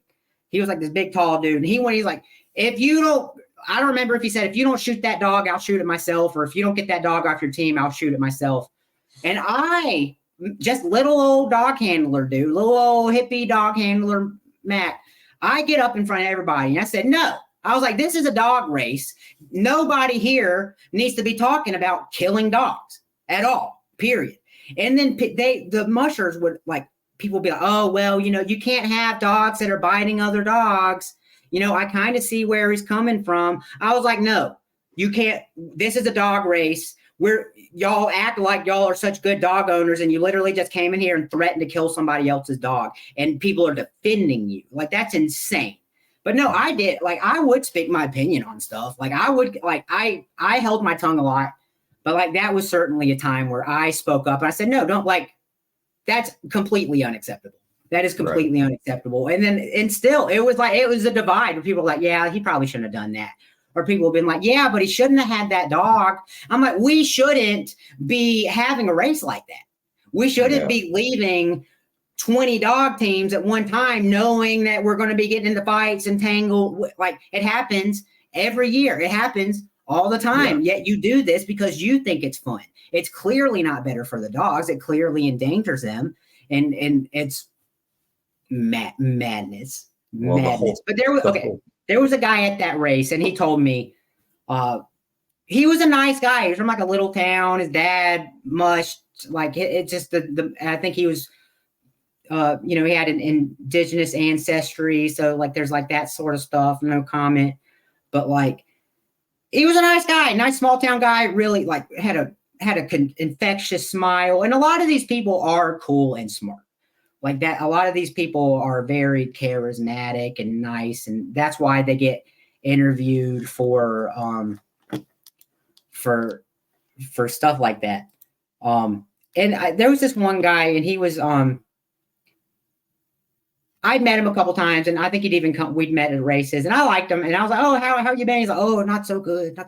Hey, it's like, yeah, I had a dog die in an accident the other day, and it's like, "Oh no, what happened?" He was like, "I was trying out my racing setup, and that Kevlar, because everybody's like aluminum snow hooks and like Kevlar rope was kind of like something people were messing with, but Kevlar is not abrasion resistant at all, and so like." And snow is like sandpaper. So like the Kevlar rope, like dragging lightly against the snow, abraded the Kevlar rope enough to where it weakened it. And so he was trying out. So on our training sleds, we had 2 snow hooks, we had redundancy for everything. But for your racing sled, you want to slim it down. It's like, I'm going to take off the steel hook. I'm going to try out this new aluminum pro hook. I can shave a few grams by trying this Kevlar rope instead of the woven poly rope. And so he was like, but you also got to like try the racing sled. You got to be familiar with it. So he was trying his racing sled with his new Kevlar rope and aluminum snow hook. And he learned on that run that Kevlar is not abrasion resistant. And so he stuck the snow hook down. It's like a brake. It's like a hook. You jam into the snow, because there's not really a way to keep the dogs from running away unless you've trained them, which most mushers have not trained their teams to just stop. Some have, but not many. And he just told me the story, and it's sad. It's a bummer, and that would suck. And you'd feel really bad if this happened to you. And the line snapped. He went up to go mess with the dog, and then the line snapped, and then there goes the sled. And all the dogs are tied together, and like that's how dogs die, right? Is they get all they get all bunched up, and then the ropes tangle up, and then they get a rope around their neck. There's been dogs. I had humane mushing up just a second ago, so we have all the figures for all these dogs that have died in the Iditarod. It's hundreds of dogs just in that one race. And then dogs die in training accidents all the time from things like that. There's been some moose attacks that dogs have died in. I know one lady who put all her dogs onto the dog truck, the dog box. I don't know if I have footage of the dog box, but on the dog truck and overheated. It's just out of frame. Overheated all of her dogs. So she put like 24 dogs onto the truck, and she built the box like herself. It was like a homemade dog box, and loaded it full of dogs, 24 dogs. A bunch of them were puppies, and killed all of her dogs. Can you imagine that? Like, and she feels bad about it. I'm not going to say it. She wasn't like, oh, oops, that like it messed her up. Like, And some of those dogs were dogs that came from this kennel, because it was like one of his friends. And then she kind of got out of sled dogs for a year or two. And then like the rest of the mushers kind of got together, and they got her a new dog team. Like, let's get her some dogs, guys. Let's find some dogs for her. Let's get her back into it. When you fall down, you got to pick yourself back up. Yeah. When you kill 24 dogs, you just got to get 24 more. Yeah.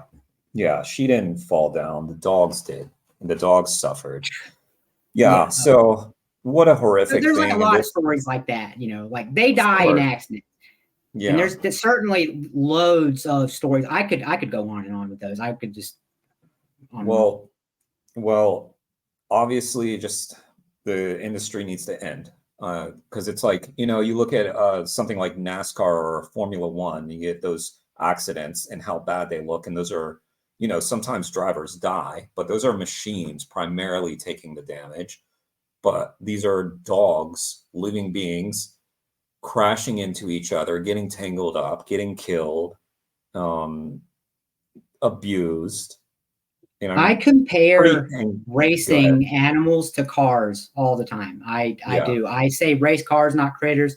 And then even NASCAR, there's been a few high profile deaths in NASCAR in my lifetime. And you can see the major changes they made to restrictor plates and the arresters and different safety technologies that were implemented to keep drivers from dying. And to make the racing more exciting too is another aspect of it. But I do compare racing animals to racing machines because you see how damaging it is. You know, a race car runs like a season or two. You burn the tires off of them. You blow the engines up. You're constantly rebuilding them. And that's what is happening with these sled dogs. You are pushing them to their mental and physical limit. And you're just like trying to find the sturdiest ones. It's the same thing as horse racing. Yeah, no, it's the same. Horse racing is the same. All these horses dying at racetracks, rodeos. I mean, we're using animals like they're entertainment. They're obviously not entertainment. And yeah. And Mac, it's really brave of you to come forward, and I'm really glad you have. And I appreciate. So we should wrap up because we're over 2 hours. But in the last 3 years, how what have you been doing the last couple of years? And yeah, and what's your overall takeaway from this?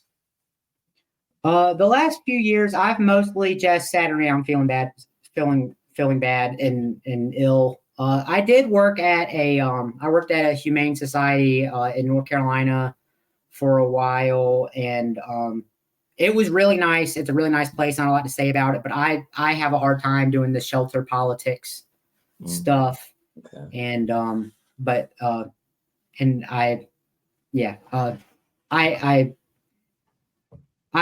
wanted to keep working with animals. I looked into boarding. I really like working with rescued animals that need help. That's my favorite thing to do. That's my passion. I really want to do. I want to help. I want to do my part to help animals. And there are ways that can be done without me being at a shelter directly. But I would like to get more to do that again. Like I got some projects I got to finish up, and then I'm going to need to look for another job. I might go check out the shelters in my area. I can, because I'm really good at it. I can manage a lot of dogs and give them squeeze enrichment into it. And so that's something I wanted to do. I went to about every dog boarding place in the state of South Carolina looking for a job. And I didn't like any of them. I've just gotten into like a weird place. I can't, like, this place is so nice. I can't believe they're like, did that dude just blow an air horn at those people's dogs? Like, what the hell? I was like, they pay good money to hear. He's got a blow horn. Like, just like things like that. Like I had this one, it was this guy who was going to like send me to like dog training school and let me work in his thing. And like, I was pretty excited about it. It was down in Charleston. And I used to live in Charleston, so I like it down there. And I was pretty excited to get to move back. And I go in, and I'm like, no, dude, I can't work for this guy. I can't do it. No. He busted out that air horn, and I was like, I can't. And so it's kind of broken my brain a little bit. But I think it's just okay to put your foot down and be like, these things are okay, these things are not okay. And that's what I really admire about you and Wayne and Natalie and all the rest of the guests that you've had on is the conviction that y'all have had. I used to think that I was fairly radical, and I'm not, and I don't even think you guys are radical. I think that y'all are radically non-radical. I think it almost kind of shows you how common sense and simple and not complicated all this stuff is. And yeah. Yeah. Well, I appreciate that. And I feel really honored that you even put my name in those other names. Like people like Wayne and Natalie, like they've done a lot more than I've done. And so I just appreciate it. But, you know, I want to say, because you had been sort of self-deprecating when you reached out to me and you were like, you know, I'm just this loser. You said you called yourself a loser. You're Yeah, definitely well, I not mean, a it's like loser. everything like a Yeah, yeah. Yeah. little bit of No, self-depreciation. I'm not like super down yeah, in the yeah. dumps or anything. Good. Yeah. Well, I just want to say you're really brave, basically, for standing up for these dogs and also for calling the cops and coming forward with your story. And I think your story is critical, and the dogs need you to tell that story. So I'm glad you reached out to me. I'm glad I was able to provide a platform, and hopefully we can get you like onto bigger platforms and get this footage out there. Um, So yeah, Mac, I just really appreciate it. In my eyes, you're a hero. So thank you. Back at you, and I really appreciate the opportunity to get to come on. I realize I'm scatterbrained and I have a lot I want to say, and I get off topic a lot. Um, and I'm trying to articulate ideas I might not have the skill to, but Well, I it do have sounds a lot to say, and I appreciate you giving me the chance to say it. yeah. Well, it sounds to me like you've been sitting on stuff that you want to say for a long time, and that's why it was like you have a lot that you want to get out, and it's like, how do Oh I yeah, get all I this? feel like we barely even scratched the surface. I feel like we didn't get in deep nearly as much as I wanted to. But Well, this isn't the only um opportunity. We can have more conversations. yeah, there you asked me once, and this was something I thought it was pretty interesting to bring up was if I had tried to reach out to anybody else before. I don't Mhm. know if you've how much YouTube drama you follow, but there was a creator that got in a lot of hot water this past year called Illuminati. And it was this No. big plagiarism scandal. And she's got some other drama and stuff, but this like blew up. It was like H Bomber guy made a video that got like millions of views, and this chick had like about 1.5 million subs, and she was like a content farmer at this point. And H Bomber guy made like it was like a 2 or 3 hour video about the Illuminati. And I had reached out to the Illuminati. This was it when I was working in dog sled racing. And she was making these videos bashing PETA. And in one of those PETA videos, she talks about the Iditarod because she's like, oh, well, if PETA said it, it's a lie. It's not true. My dog likes to run. He likes to cold, blah, blah, blah. And she says, if this is true, obviously I want to know. And so I tried to tell her, and like I went through her Discord and her Reddit, and I wasn't like super confrontational. Like I left comments and they would just get removed. They just didn't like the way I was coming at them. And that was part of why I was so kind of like, I felt like I was just dripping like breadcrumbs. I'm like, okay, like I'm a sled dog guy. Like if you want to talk to me, like here. Cause I was like, I was almost scared to reach out to you for fear of like what happened with her. And Oh yeah. cause she Well, literally she no, wasn't an animal rights person, I guess. no, but she was making these videos like she like fancied herself one. And she was like, if this is real, obviously I want to know. And I tried to tell her, and I made like a big video. And I like sent it, I like made it just for her. It wasn't it was just like me talking like this and going through footage and stuff. And like I posted it to her. I sent it to her, like privated, like it was like I didn't like post it and like try to distribute the video. It was like for her. It was like pretty chill. And I sent her like I asked her moderators, like, how do I get in touch with her? Like she said this and it's not true. And they're like, oh yeah, have you tried Messenger? And it led me to being like, all right, I'm just gonna like make this video and send it to her. And like so I tried to do that, and it just didn't work, and all that ended with her calling me a harassing stalker PETA member. And it's like, okay, like I need to quit doing that. But it was the writer. It was like her writer at that time. Like I also reached out to her, and she did she had done a video on SeaWorld, and it was funny how like me reaching out to her and like looking at her, she had done animal content like about SeaWorld, and she had 4 or 5 videos bashing PETA, and there was like a lot to dig into. I was like, you don't know what you're talking about. Like most of this is like lies and misinformation. You talk about how good your research and stuff is, and then she had a writer. But so if you're aware of the Illuminati drama, it's almost like I predated it by saying like she basically rehashed the movie Blackfish like on her channel. She's like, and that was like the H Bomber guy video was calling her and the writer I emailed out for like exactly that. And it was about how they were covering these things and didn't really know what they were talking about. And that's kind of like what led to it being like that. And it was like 500,000 people saw that. That's more people than like live in Alaska. Or like, well, she has more subscribers than live in Alaska.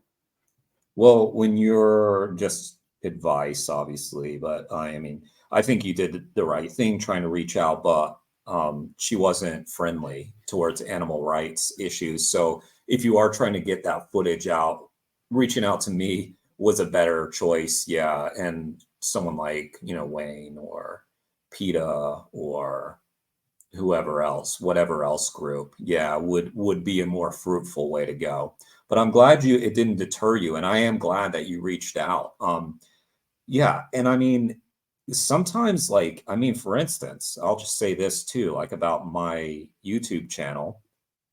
I'm like, sometimes you just have to have the nerve to try and do it, because I'm like, that's why the very first video that I made, I alluded to it, but I called it "Who the fuck is this guy?" Just alluding to the fact, like, do I even have business starting a YouTube channel? So I just think it's important that we don't hold ourselves back and just have like kind of, I don't know what the word is, just have the I'm blanking on a good word now. I'm getting tired, I guess, but basically just having the gall to do it and like, insert yourself into the conversation if you need to. I've always found that to be, actually, I have had Wayne tell me that was one of the qualities that he liked in me and why we sort of meshed well together. Was he said, you're assertive. You when we met, it was during one of his trials. He said, you would come up to me, you'd offer me tidbits of advice, you'd ask me questions.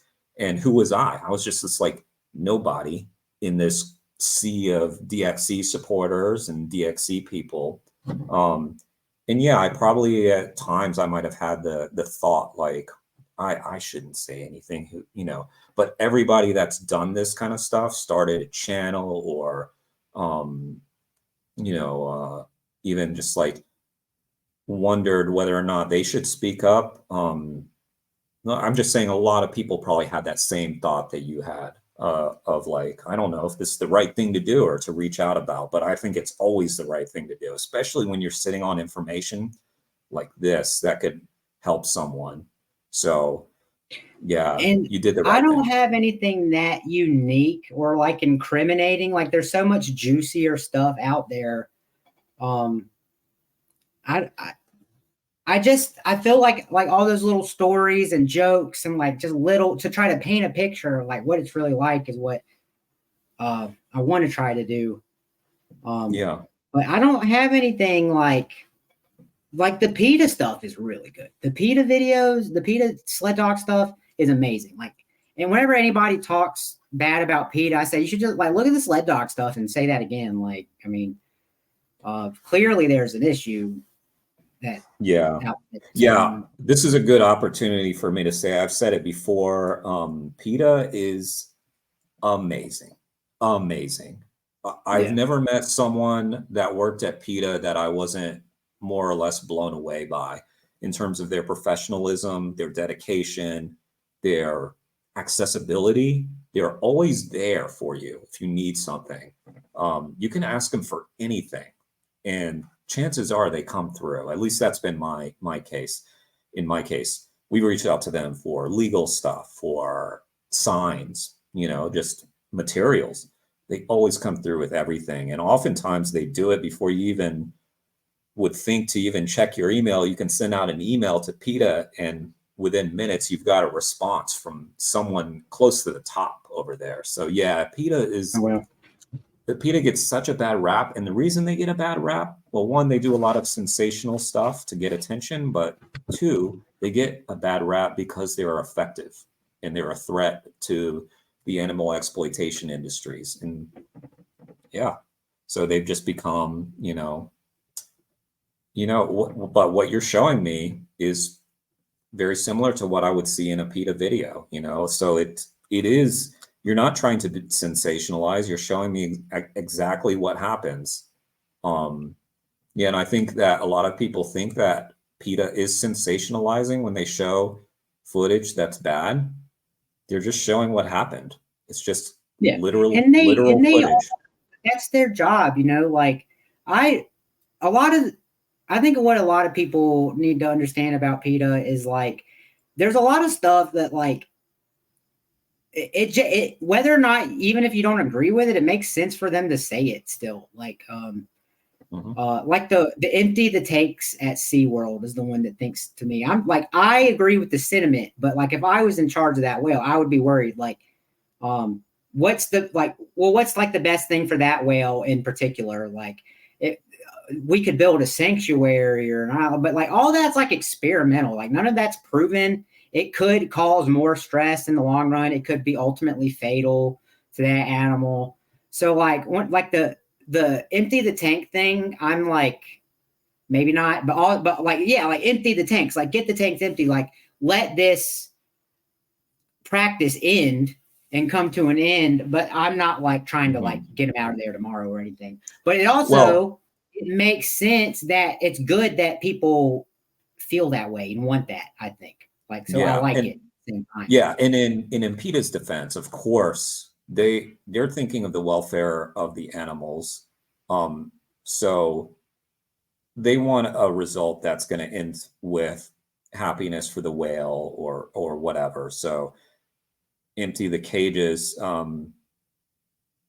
I think that would be in the best interest of the whales in most cases. But if the whale is not ready to be let back into the wild, I don't think PETA would be saying just dump them anywhere, But yeah, no, I don't know. There's just like it's all just ideas. Like it's a sentiment, and it's easy. It's like cool to get like people on board, and they're like, people like the whales. But it's like when you really start to think about it and like do the logistics, like, I mean, they can die in transport. Like, how do you even move a whale, right? Like it's really stressful. Yeah, well, like there's like a lot of problems to even being like, oh, well, even like, and then they've been in captivity their whole lives. And then you like, if you cordoned off a bay, I could go on and on about this, but I'm not mad at PETA for saying it. And I think they should keep saying it, but like, that might not be my exact thing I think should happen. Sure. Like, yeah, sure. I think their vision of the future is certainly the right one, I think. Definitely. Yeah. A world without exploitation of animals. And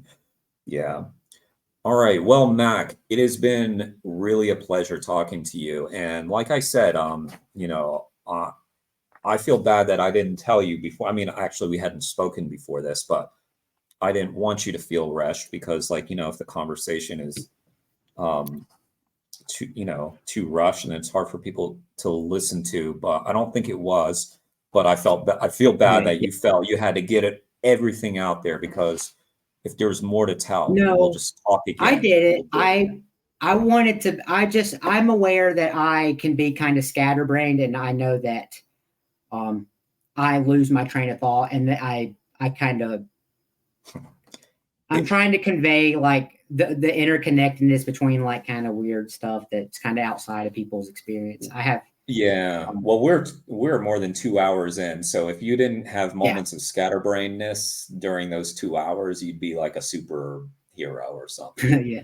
And I have that too, a lot. So yeah. So okay, Mac, I'm gonna let you go, but stay on while we end the stream, and I'll talk to you a little more off the stream.